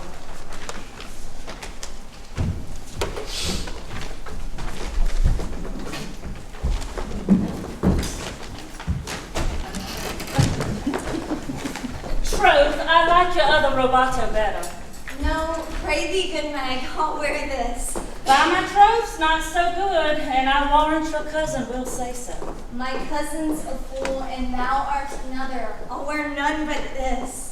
I like your new tie within excellently. Well, if the hair were a thought browner, and your gown's a most rare fashion in faith. I saw the Duchess of Milan's gown that they praised so. Oh, that exceeds, they say. By my troth, but a nightgown with respect to yours.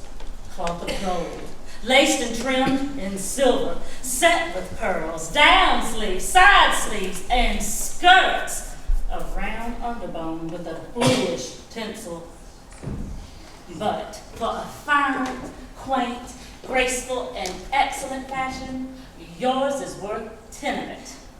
God give me joy to wear it, for my heart is exceedingly heavy. Will be heavier soon by the weight of a man. I am pardon thee. Art not ashamed? Of what, lady? Of speaking honorably? Is not marriage honorable in a beggar? Is not your lord honorable without marriage? I think you'd have me say, saving your reverence a husband. But bad thinking do not rest true speaking. I'll offend nobody. Is there any harm in heavier for a husband? None, I think, if it be the right husband and the right wife. Otherwise, 'tis light, not heavy. Ask my lady Beatrice. Here she comes. Oh. Good morrow, cuz. Good morrow, sweet hero. Why, how now? Do you speak in the sick tune? Not a whole other tune, methinks. Perhaps into light of love that goes without a burden. Do you sing it, and I'll dance it. Oh, God, you light of love with your heels, and then if your husband lack no barns, he shall have stables enough. Oh, illegitimate construction. I scorn that with my heels. Oh, 'tis almost 5 o'clock, cousin. 'Tis time you were ready. Oh, I am exceedingly ill. For a hawk, a horse, or a husband? For the letter that begins them all, H. Well, you not be turned Turk. There's no more sailing by the star. What means the fool, trow? Nothing I, but God send everyone their heart's desire. Oh, these gloves the Count sent me. They're of an excellent perfume. I am stuffed cousin. I cannot smell. A maid and stuffed. There's goodly catching a cold. God help me. God help me. Since when have you professed apprehension? Even since you left it, doth not my wit become me rarely? Oh, it does not seem often enough. You should wear it in your cap. Oh, I am exceedingly sick. Get you some of this Cardus Benedictus and lay it to your heart. It is the only thing for a qualm. There, thou prickest her with a thistle. Benedictus, Why, Benedictus, you have some moral in this Benedictus? Moral? By my troth, I have no moral meaning. I meant plain, holy thistle. You may think, perchance, that I think you are in love. Nay, by lady, I'm not such a fool to think what I list, nor I list not to think what I can, nor I cannot think, if I would think my heart out of thinking that you are in love, or that you will be in love, or that you can be in love. Yet Benedick was such another, and now is he become a man? He swore he would never marry. And yet, in spite of his heart, he eats his meat without grudging. How you may be converted, I know not. But methinks you look with your eyes as other women do. What pace is this that thy tongue keeps? Not a false gallop. Madam, withdraw. The prince, the count, Signor Benedick, Don John, and all the gallants of town have come to take you to church. Help me to dress, good Cuz, good Meg, good Ursula.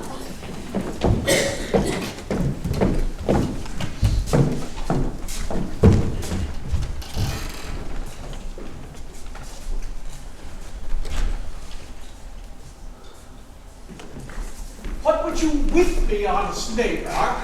Marry, sir, I would have some confidence with you that discerns you nearly. Brief, I pray you. This is a very busy time with me. Marry, this it is, sir. Yes, it is, sir. What is it, my friends?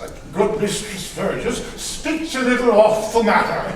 An old woman, sir, and her wits are not so blunt as God help I would desire they were. But in faith, as honest as the skin between her brows. Yes, I thank God I'm an honest woman as any honest woman living and no honester than I. Comparisons are odorous. Palabras never Neighbors, you are tedious. Pleases your worship to say so, but we are the poor duke's officers.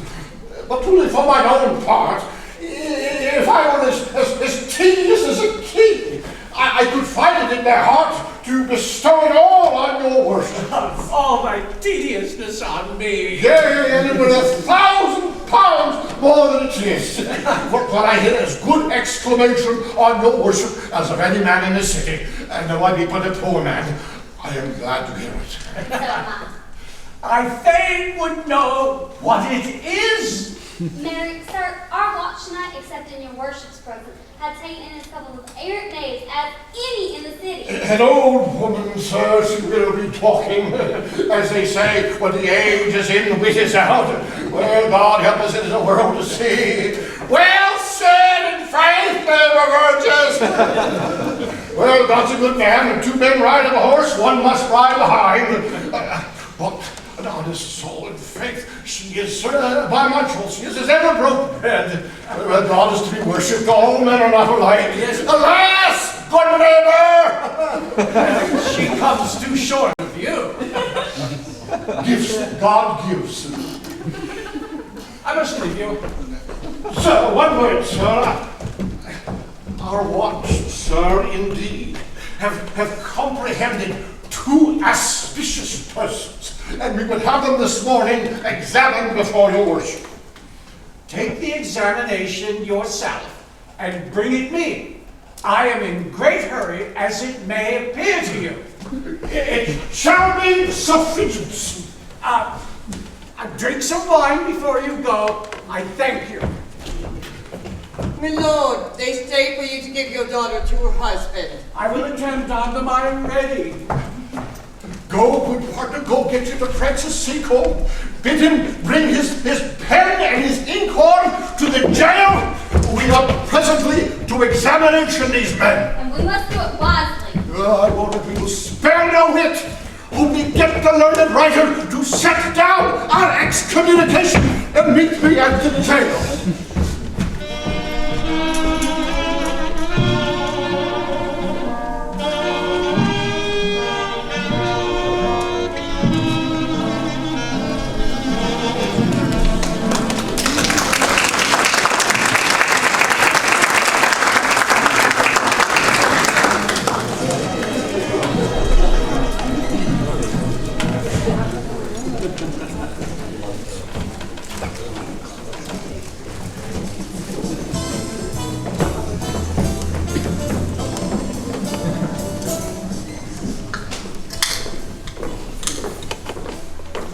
Come, friar, be brief. Only the plain form of marriage. You can recount the particular duties afterwards. You come hither, my lord, to marry this lady. No. To be married to her, friar. You come to marry her. Lady, you come hither to be married to this count. I do. Either of you know any internal impediment why you should not be conjoined? Charge you on your souls to utter it. Know you any hero? None, my lord. Know you any count? I dare make his answer. None. Oh, what men dare do, what men may do, what men daily do, not knowing what they do. Come now, interjections? Stand thee by, friar. Father, by your leave, will you with free and unconstrained soul give me this maid, your daughter? As freely as God did give her me. What have I to give you back whose worth may counterpose this rich and precious gift? Nothing. Unless you render her again. Sweet prince, you learn me noble thankfulness. Dare we not take her back again? Give not this rotten orange to your friend. She's but the sign and semblance of her honor. Behold, how like a maid she blushes here. Oh, what authority and show of truth can cunning sin cover itself withal? It comes not that blood is modest evidence to witness simple virtue? Would you not swear, all you that see her, that she were a maid by these exterior shows? She is none. She knows the heat of a luxurious bed. Her blush is guiltiness, not modesty. What do you mean, my lord? Not to be married, not to knit my soul to an approved want. My lord, if you have in your own proof vanquished the resistance of her youth and made defeat of her virginity. I know what you would say. If I've known her, you will say that she did embrace me as a husband, and so extend you with the forehand sin. No, Leonato, I never tempted her with word too large, but as a brother to his sister showed bashful sincerity and comely love. And seemed I otherwise to you? Out on thee, seeming! I will write against it! You seem to me as Diane in her orb, as chaste as the bud ere it be blown. But you are more intemperate in your blood than Venus, or those small pampered animals that rage in savage sensuality! Is my lord well, that he does speak so wide? Sweet prince, why speak not you? What should I speak? I stand dishonored that have gone about to link my dear friend to a common stable. Are these things spoken, or do I but dream? Sir, they are spoken, and these things are true. This looks not like a nuptial. Oh, God! Stand I here? Is this the prince? Is this the prince's brother? Is this face hero's? Are our eyes our own? All this is so, my lord, but what of this? Let me move but one question to your daughter, and by that fatherly and kindly power that you have in her, bid her answer true. I charge thee do so, as thou art my child. God, defend me, for I am beset. What kind of catechizing call you this? To make you answer truly to your name. Is it not Hero? Who can blot that name with any just reproach? Mary, that can't Hero. Hero itself can blot up Hero's virtue. What man was he talked with you yesternight out at your window between 12 and 1? Well, now, if you are a maid, answer to this. I talked with no man at that hour, my lord. Why then you are no maiden? Leonato, I'm sorry you must hear, but upon mine honor, myself, my brother, and this grieved count did see her, hear her, last night at that hour with a ruffian outside her chamber window, who hath indeed, like a liberal villain, confessed the vile encounters they have had 1,000 times in secret. Fine, my lord. They are not to be named, not to be spoke of. There is not chastity enough in language without offense to utter them. Thus, pretty lady, I am sorry for thy much misguidance. government. Oh, Hero, what a hero hadst thou been, if half thy outward graces had been placed about thy thoughts and counsels of thy heart. But fare thee well, most foul, most fair, farewell, thou pure impiety and impious purity. For thee, I'll lock up all the gates of love, and on my eyelids shall conjecture hang, to turn all thoughts of beauty into thoughts of harm, and never shall it be more gracious. Hath no man's dagger here a point for me? Oh no, Hero, we're forcing you down! Come, let us go. These things brought thus to life, smother their spirits up.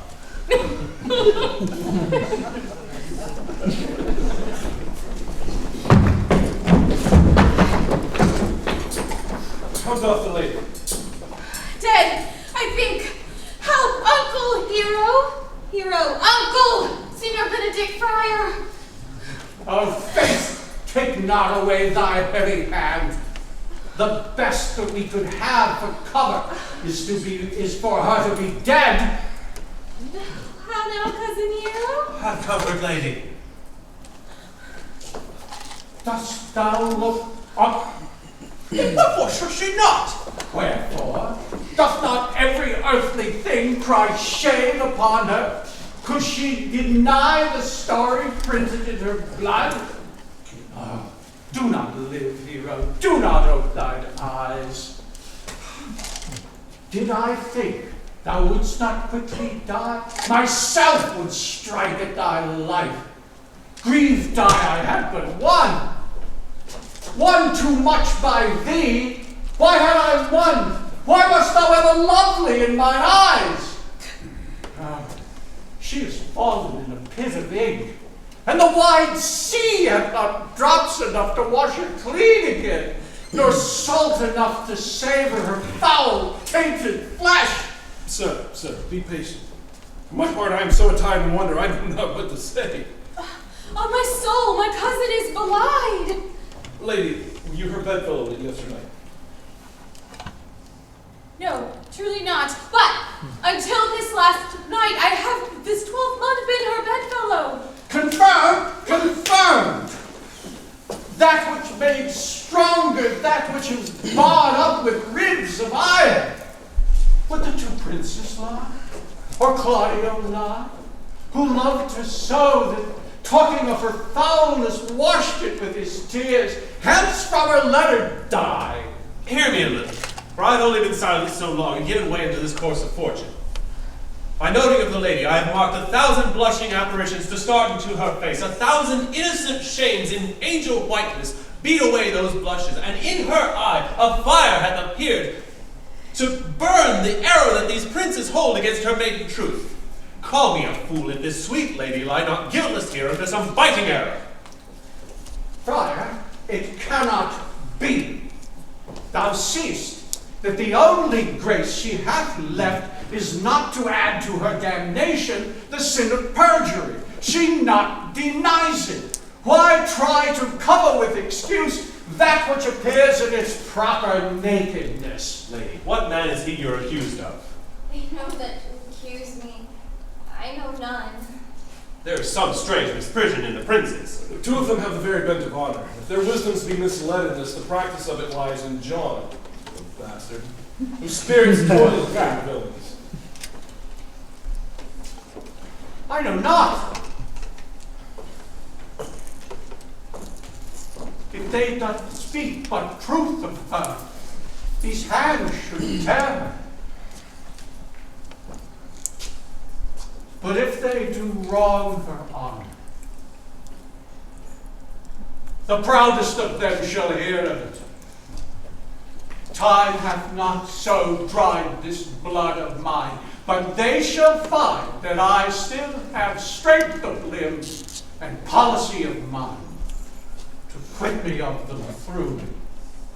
Pause a while, and let my counsel sway you in this course. Your daughter here, the prince is left for dead. Let her a while be secretly kept in, and publish it that she is dead indeed. Maintain a mourning ostentation, and on your family's old monuments hang mournful epitaphs, and do all rites that appertain into a burial. But what shall become of this? What will all this do, Mary? This well-carried shall on her behalf change slander to remorse. She died, as it must be so maintained, upon the instant she was accused, shall be lamented, pitied, and excused of every hearer. So shall it be with Claudio. Signor Leonato, let the friar advise you. Now you know my inwardness and love is very much into the prince and Claudio. If I might honor, I will deal with this as secretly and justly as your soul should with your body.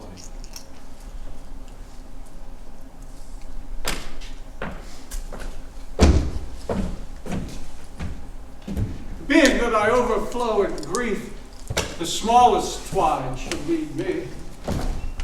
'Tis well consented. Presently away, for to strange solace strangely they strain the cure. Come, lady, die to live. This wedding day is perhaps but prolonged. Have patience and endure.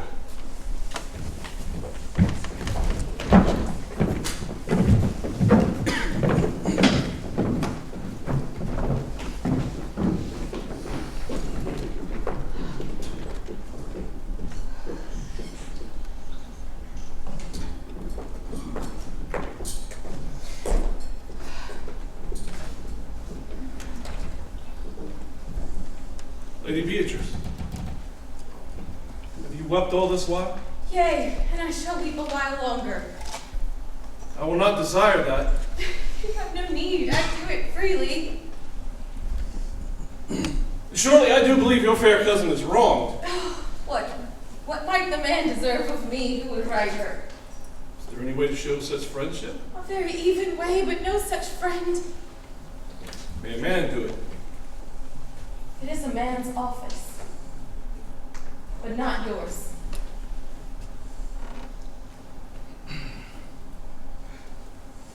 I do love nothing so well in the world as you.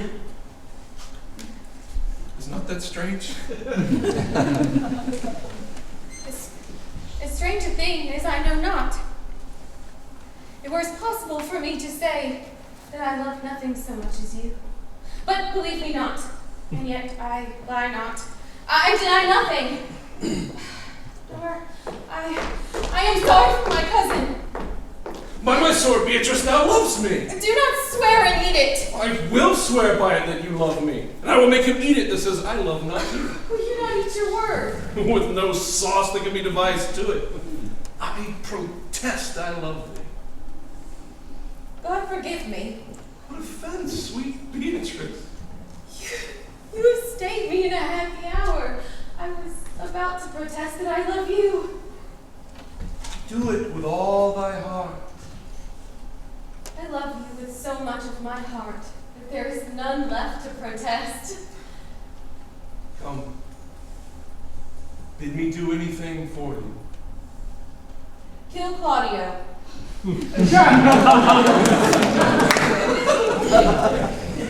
Not for the wide world. You kill me to deny it. Fare you well. Oh, I am gone while I am here. There is no love in you. I am gone. We'll be friends first. You dare easier be friends with me than fight with mine enemy. Is Claudio thine enemy? Is he not as proved in the height a villain that has slandered, scorned, dishonored my kinswoman? Oh, that I were a man! What? Bear her in hand until they come to take hands, and then with public accusation, unmitigated slander, uncovered rancor. Oh, God, that I were a man, I would eat his heart in the marketplace. Hear me, sweet Beatrice. Talk with a man out a window, a proper saying. Sweet hero, she is wronged, she is slandered, she is undone. Beatrice. Oh, princes and counties, surely a princely testimony, a good count. Count comfort, a sweet gallant, surely. Oh, that I were a man for his sake, or that I had any friend who would be a man for mine. But no, manhood is turned into valor into compliment, and men are turned into tongue and tremblance too. He is as valiant as Hercules who tells a lie and swears it. I cannot be a man with wishing. Therefore I will die a woman, grieving. Tarry, sweet Beatrice. by this hand, I love thee. Use it for my love some other way than swearing by it. Think you in your soul Count Claudio with wronged Hero. As surely as I have a thought or a soul. Enough. I am engaged. I will challenge him. I will kiss your hand, and so I leave you. And by this hand, Claudio shall render me a dear account. As you hear of me, so think of me. Go, comfort your cousin. I must say she is dead. And so, farewell.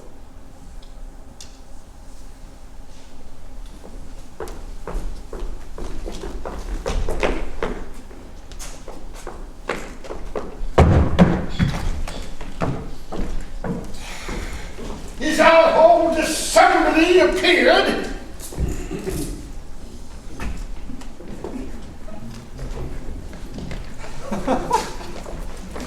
Yeah, and a stool and cushion for the sake. Which be the malefactor? Mary, that am I and my partner.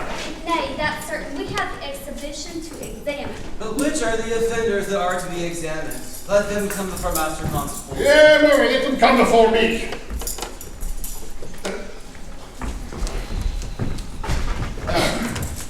What is your name, friend? Borachio. Write down Borachio. And yours, Sarah? I am a gentlewoman, sir, and my name is Constance. Write down Master Gentlewoman Constance. Masters, do you serve God? Oh, yes, sir. We hope. Write down they hope they serve God. Write down God first. For God defend that God should go before such villains. Masters, it is proved already that you are little better than false knaves. And it will go near to be thought so shortly. How answer for yourselves? No, sir, we say we are none. A marvelous witty lady. I will go about with him. Come you here, Sarah. A word in your ear. So, I say to you, it is thought you are false knaves. Sir, I say to you, we are none. Stand aside. Oh God, they are both in the tail. Have you been down? They are not. Master Constable, you go not the way to examine. You must call forth the watch that are their accusers. Mary, that's the effortless way. Call forth the watch. Masters, I charge you in the prince's name, accuse these men. This man said, sir, that Don John, the prince's brother, was a villain. Write down Prince John the villain. But this is flat perjury to call Prince's brother villain. Master Constable, Rise up, you fellow peace. I do not like thy look, I promise thee. What heard you him say else? Mary, that he had received 1,000 ducats of Don John for accusing the Lady Hero wrongfully. Flat burglary as ever was committed. Yea, a mass that it is. What else, fellow? And that Count Claudio did mean upon his word to disgrace Hero in front of the whole assembly and not marry her. Villain, thou wilt be condemned to everlasting redemption for this. What else? This is all. And this is more, masters, than you can deny. Prince John is this morning secretly stolen away. Hero was in this manner refused, in this very manner accused, and upon the grief of this suddenly died. Master Constable, bound these men and bring them to Leonato's. I will go before and show him their examination. Let them be opinioned. Let them be in the hand. Off, coxcomb! So I will better sexton will write down the prince's officer, coxcomb. Come, find them thou, naughty varlet. Away! You are an ass. You are an ass! Dost thou not suspect my place? Dost thou not suspect my ears? Oh, that he were here to write me down an ass! But masters, remember that I am an ass. Though it be not written down, yet forget not that I am an ass! Thou art full of piety, which shall be proved upon thee by good witness. I am a wise fellow, and which is more, an officer, and which is more, a householder, and which is more, as pretty a piece of flesh as any is in Messina. The one that knows the law go to, and the rich shall indeed go to, and a fellow that hath had losses, and hath 2 gowns, and everything handsome about him. Bring him away.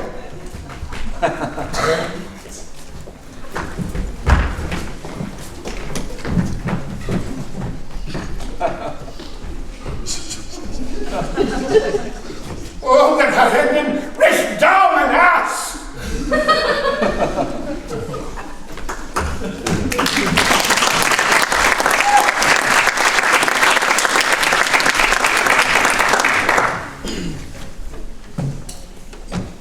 If you go on thus, you will kill yourself. And 'tis not wisdom thus to con grief against yourself. I prithee cease thy counts, which falls into my ears as profitless as water in a sieve. Give not me counts, nor bring no comforter to delight mine ear, but such a one whose wrongs do suit with mine. Bring me a father who so loved his child, whose joy of her is overwhelmed like mine, and let him speak of patience. No, 'tis every man's office to speak patience to those who wring under a load of sorrow, but no man's virtue or sufficiency to be so moral as to endure the like himself. Therefore give me no counsel. My griefs cry louder than advertisement. Therein do men from children nothing differ. I prithee, peace. I will be flesh and blood, for there was never yet philosopher who could endure the toothache patiently. Yet bend not all the harm upon yourself. Make those that do offend you suffer too. There thou speakst reason. Nay, I shall do so. My soul doth tell me heroes be lied, and that Claudio shall know, so shall the prince, and all those that thus dishonor her. Here comes the prince and Claudio hastily. Good then. Hear me, my lords. We have some haste, Leonato. Some haste, my lord. Well, fare you well, my lord. So hasty now, well, old one. Nay, do not quarrel with us, good old man. If he could right himself with quarreling, some of us would lie low.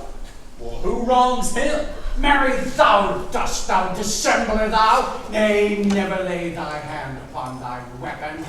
I fear thee not. Oh, marry beshrew my hand if it should give your age such cause of fear. And in truth, my hand meant nothing to my weapon. Tush, tush.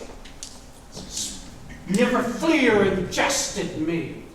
I speak not as a dotard or a fool who under privilege of age may brag what he has done being young or would do were he not old. No, Claudio, to thy hand. Thou hast so wronged mine innocent child and me that I am forced to lay my reverence by and challenge thee to trial of a man. I say thou hast belied mine innocent child. Thy slanders have gone through and through her heart, and she lies buried with her ancestors in a tomb where never scandal slept save this of hers, framed by thy villainy. My villainy? Thine, Claudio, thine, I say. You say not right, old man. Malone, I dare prove it on his body. Despite his nice fence and active practice, his May of youth and bloom of lustihood. Away! I don't want to have to do with you!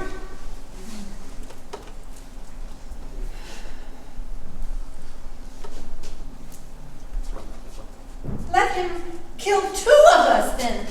Not men, indeed, but 'tis no matter. Let him kill 1 first. When me, where me?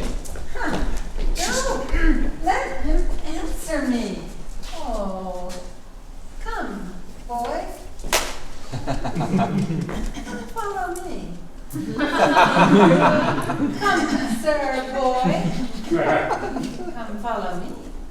Sir, boy, I'll whip you from your foining fence. Nay, as I am I will. Content yourself, no.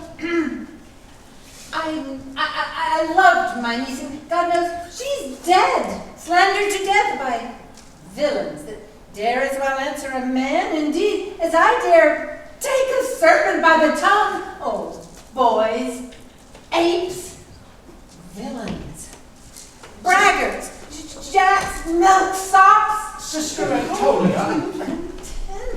What man? I know them, yea, and what they weigh, down to the utmost scruple, scrambling, out-facing, fashion-monging boys. The lion and cog, flout, depraved, slander, go antically and show outward hideousness, and utter 6 dangerous words, how they might hurt their enemies if they dare. So this is all. But Sister Antonia. Come, 'tis no matter. Do not you meddle. Let me deal in this. Both of you, please, we will not wait your patience. My heart is sorry for your daughter's death, but on my honor she was charged with nothing but what was true and very full of proof. My lord, we will not hear you. No? Come away, sister. I shall be high. And shall, or some of us will smart for it. Ah.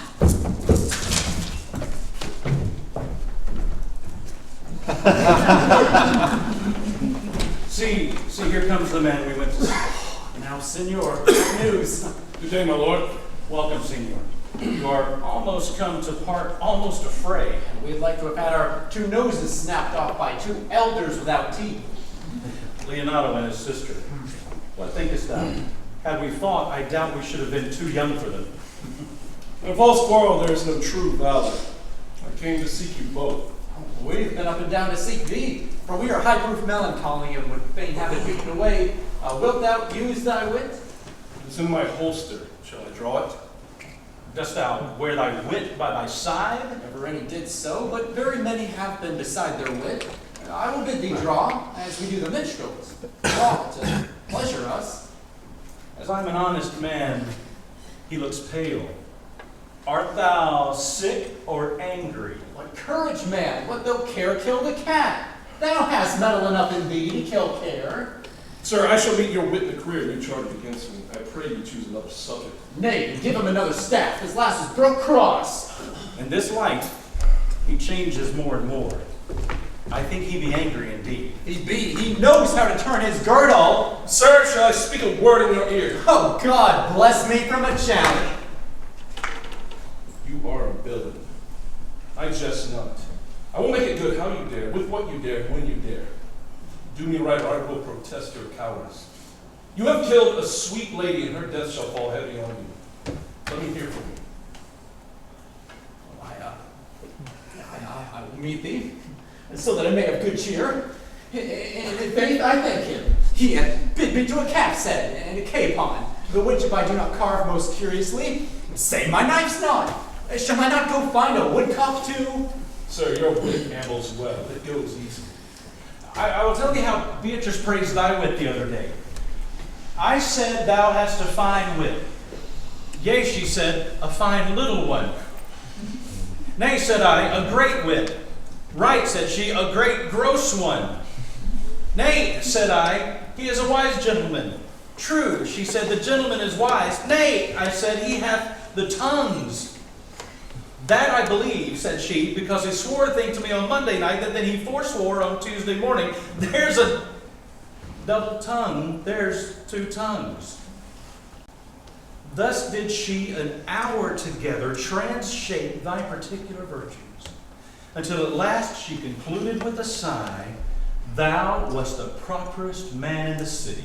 For the which she wept heartily and said she cared not. Yea, that she did. But yet for all that, and if she did not hate him deadly, she would love him dearly. The old man's daughter told us all. All. And moreover, God saw him when he was hid in the garden.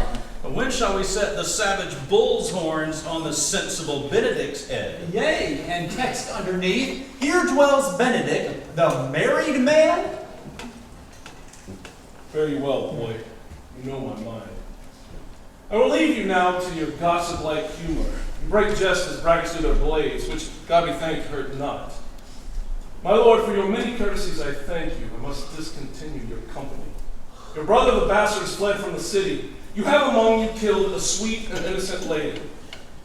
Lord Latinbeard there, he and I shall meet. Till then, peace be with him.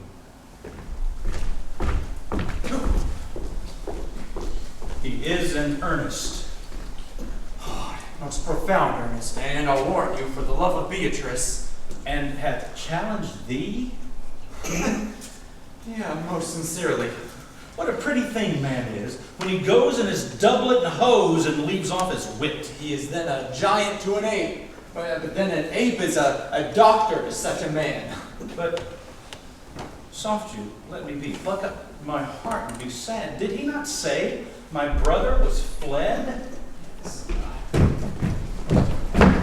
Come you, sir!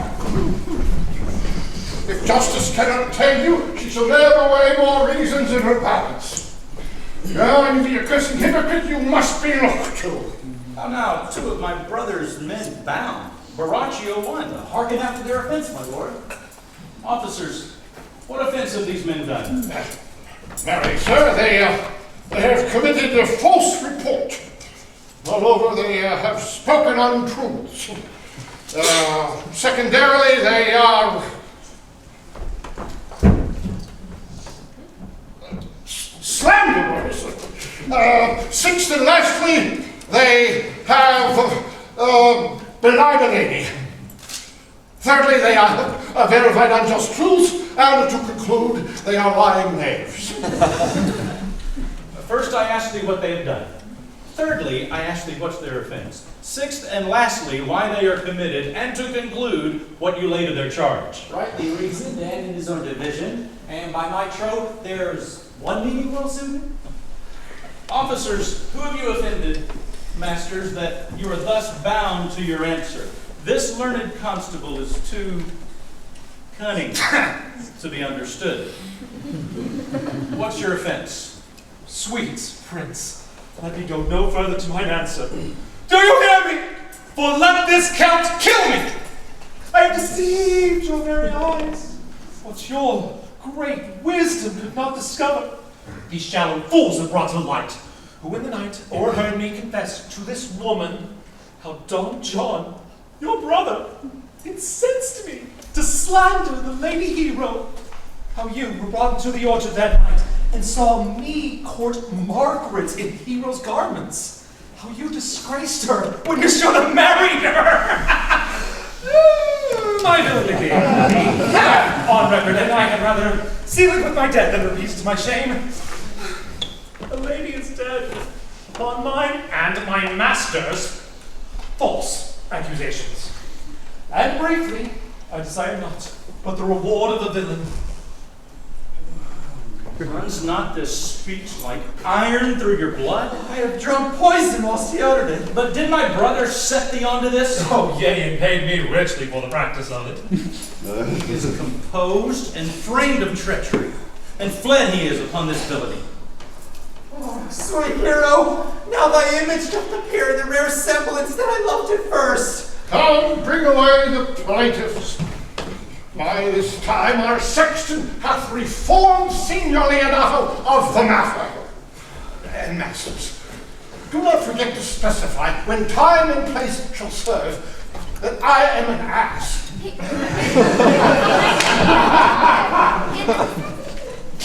Which is the villain?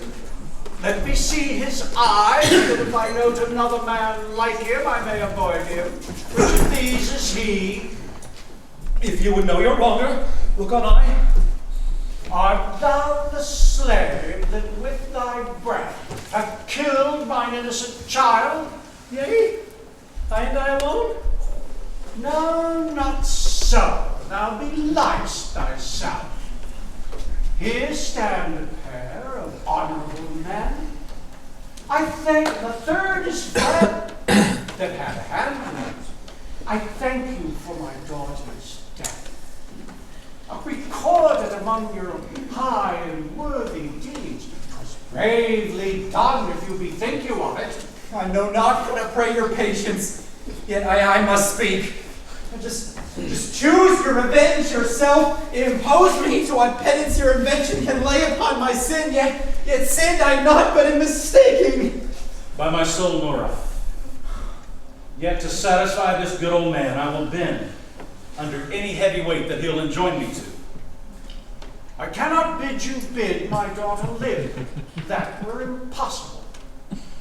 But tomorrow, possess the people of this city, how innocent she died. And tomorrow morning, come into my house. My sister hath a child, almost a copy of mine that's dead, and she is heir to both of us. Give her the right you should have given to her cousin, and so dies my revenge. Noble sir, your overkindness doth wring tears from me. I do embrace your offer, and dispose henceforth of poor Claudio. Tomorrow morning, then, I will expect your coming. Tonight, I take my leave. This naughty man shall face to face be brought with Margaret, who I believe was packed in all this wrong, hired to it by your brother. Oh, by my soul, she was not. Nor knew not what she did when she spoke with me, but she had always been just and virtuous in anything I do know about her. Moreover, sir, which is not under black and white, this plaintiff here, the offender, did call me ass. I pray you let it be remembered in her punishment. I thank you for your honest pay. Oh, your worship speaks like a most thankful and reverent youth, and I praise God for you. There's for thy payments. God save the foundation! Go, I discharge thee of thy prisoners, and thank thee. I leave an errant knave with your worship, which I beseech your worship to correct yourself for the example of others. God keep your worship. I wish your worship well. God restore you to health. I humbly give you leave to depart. And if a merry meeting may be wished, God prohibit it!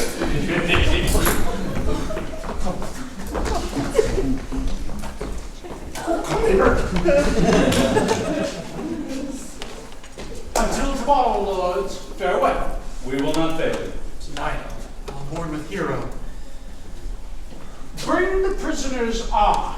We will meet with Margaret and find out how her acquaintance with this lewd fellow grew.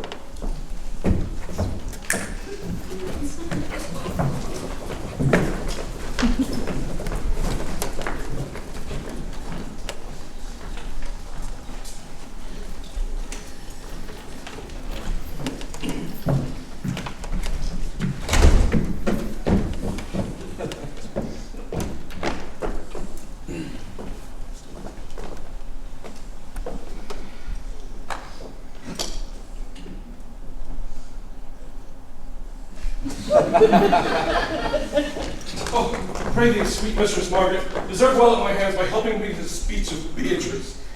Will you then write me a sonnet in praise of my beauty? So high a style, Margaret, that no man living shall come over it. For in most comely truth thou deservest it. To have no man come over me, why must I always keep below the stairs? Thy wit is as quick as a greyhound's mouth, it catches. And yours is as blunt as a fencer's foil. Well, it hits, but hurts not. A most manly wit, Margaret, it will not hurt a woman. And I pray thee, call Beatrice, I give thee the bucklers. Give us the swords. We have bucklers of our own. And if you use them, Margaret, you must put in the pikes with the bison. They are dangerous weapons for maids. Well, I will call Beatrice to you, though I think she hath legs. And therefore will come.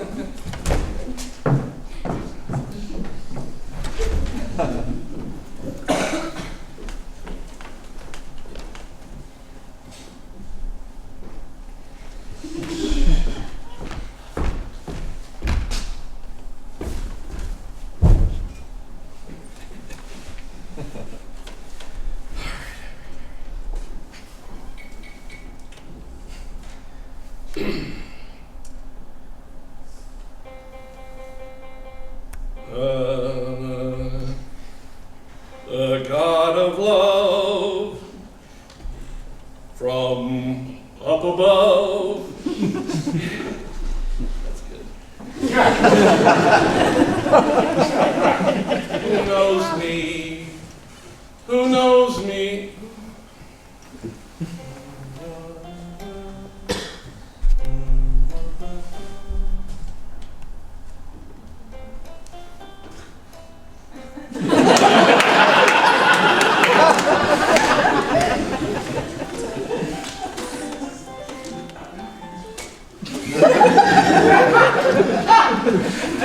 I mean in singing, but in loving, Leander, the good swimmer, Troilus, the first employer of panders, a whole book full of those quondam carpetmongers, whose names yet run so smoothly over the course of blank verse, why they were never so truly turned over and over as my poor self in love. Mary, I cannot show it in rhyme. I have tried. I can find no rhyme to lady, but baby. An innocent rhyme. For scorn, horn, a hard rhyme. For school, fool, babbling rhyme. Oh, ominous endings. No, I was not born under a rhyming planet, where I cannot woo fustible terms. Sweet Beatrice.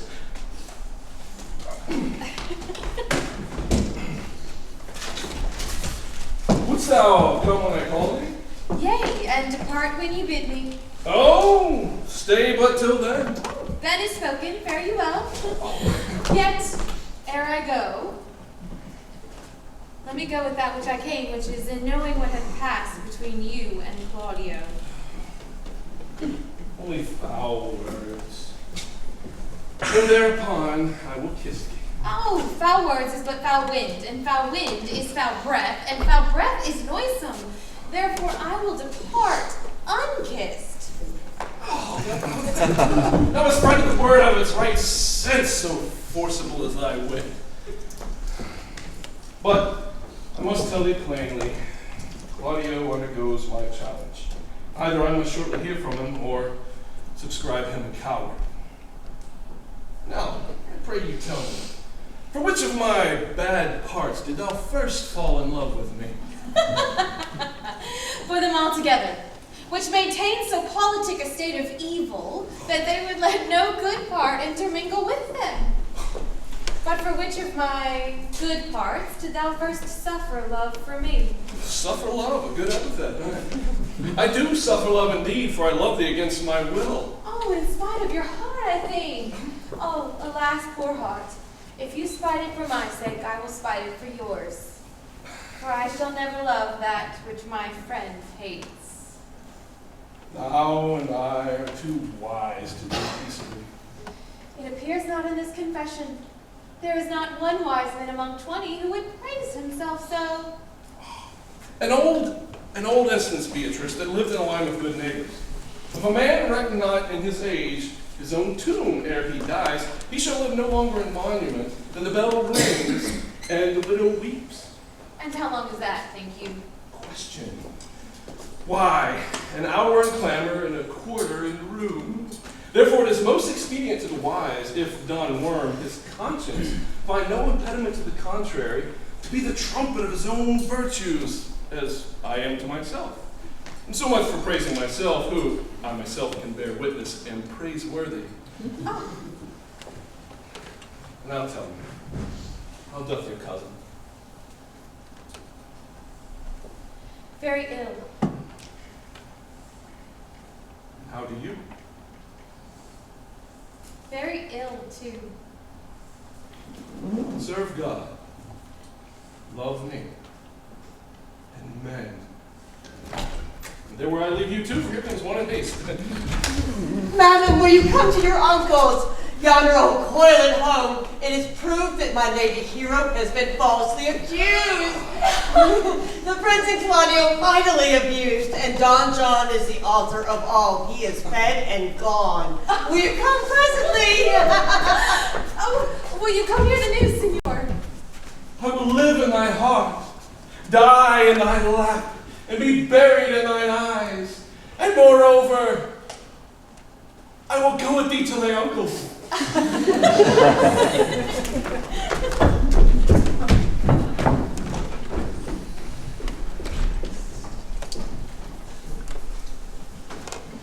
Did I not tell you she was innocent?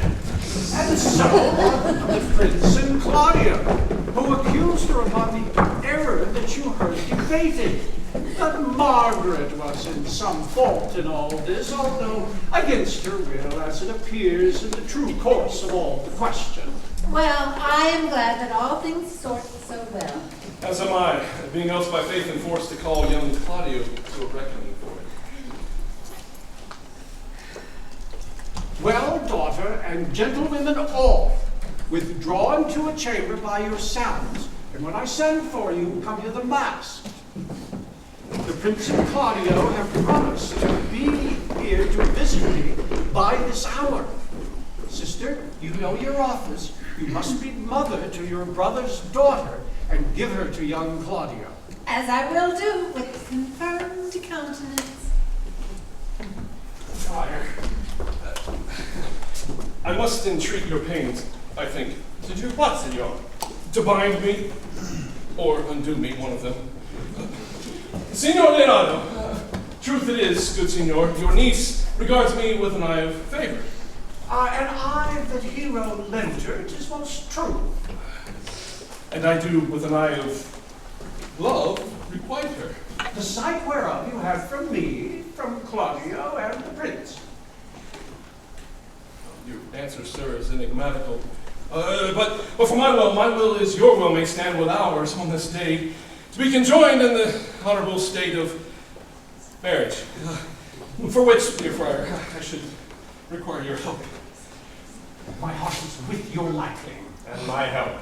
Yep. Here come the Prince and Claudio. Good morrow to this fair assembly. Good morrow, Prince. Good morrow, Claudio. We here attend you.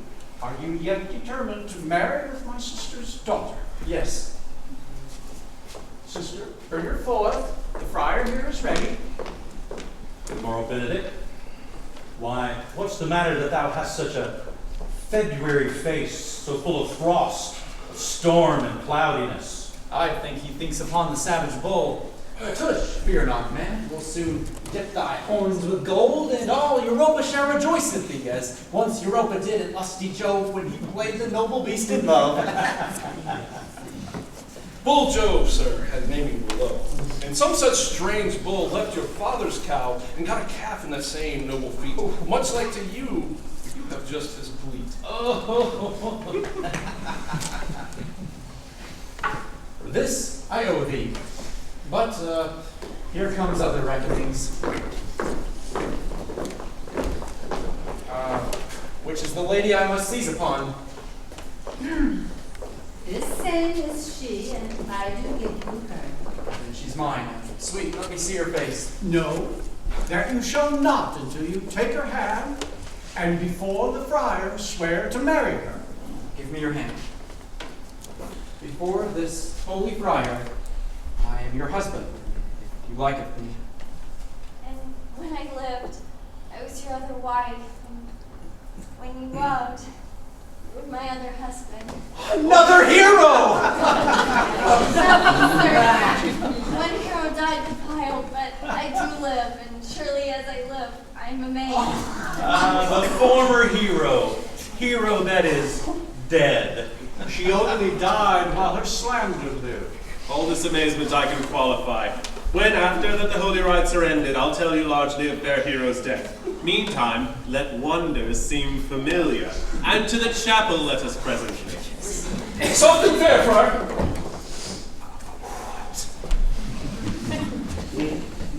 Which is Beatrice?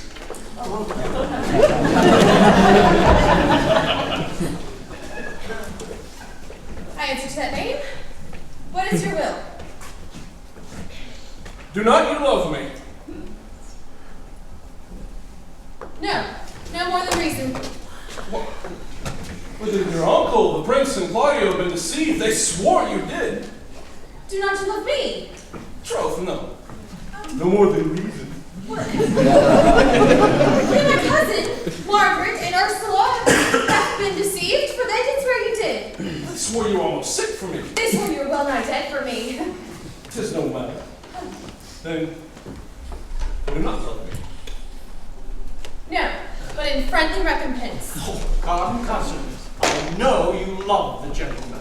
And I'll be sworn upon that he loves her, for here's a paper written in his hand, a halting sign.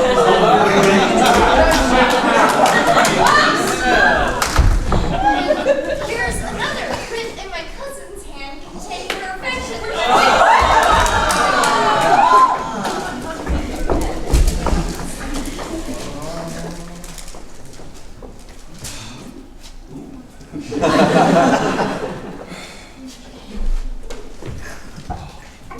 A miracle. Is our hands against our hearts. Come, I will have thee. But by this light I take thee for pity. I would not deny you, but by this good day, I am put upon by great persuasion, and partially to save your life, for I was told you were in a consumption. Peace. I will stop you at night.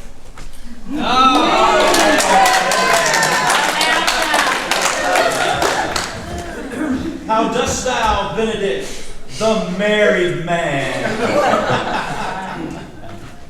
I'll tell you what, Prince. A college of wit crackers cannot flout me out of my humor. Does thou think I care for a satire or an epigram? No. If a man would be beaten with brains, he shall wear nothing handsome about him. In brief, since I do purpose to marry, I shall think nothing to the purpose the world can say against it, and therefore never flout at me for what I have said against it. For man is a giddy thing. This is my conclusion. For thy part, Claudio, I did think to have beaten thee, but in thou art like to be my kinsman, live unbruised, and love my cousin. I had well hoped thou wouldst have denied Beatrice, that I might have cudgelled thee out of thy single life to make thee a double dealer. Which at a question thou wilt be, if my cousin do not look exceedingly narrowly to thee. Come, come, we are friends.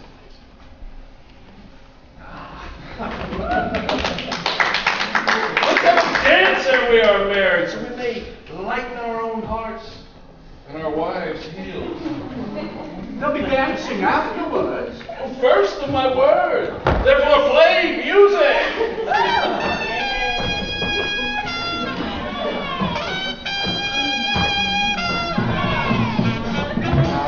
Prince, thou art sad. Give thee away. Give thee away. There's no staff more reverend than one temple more.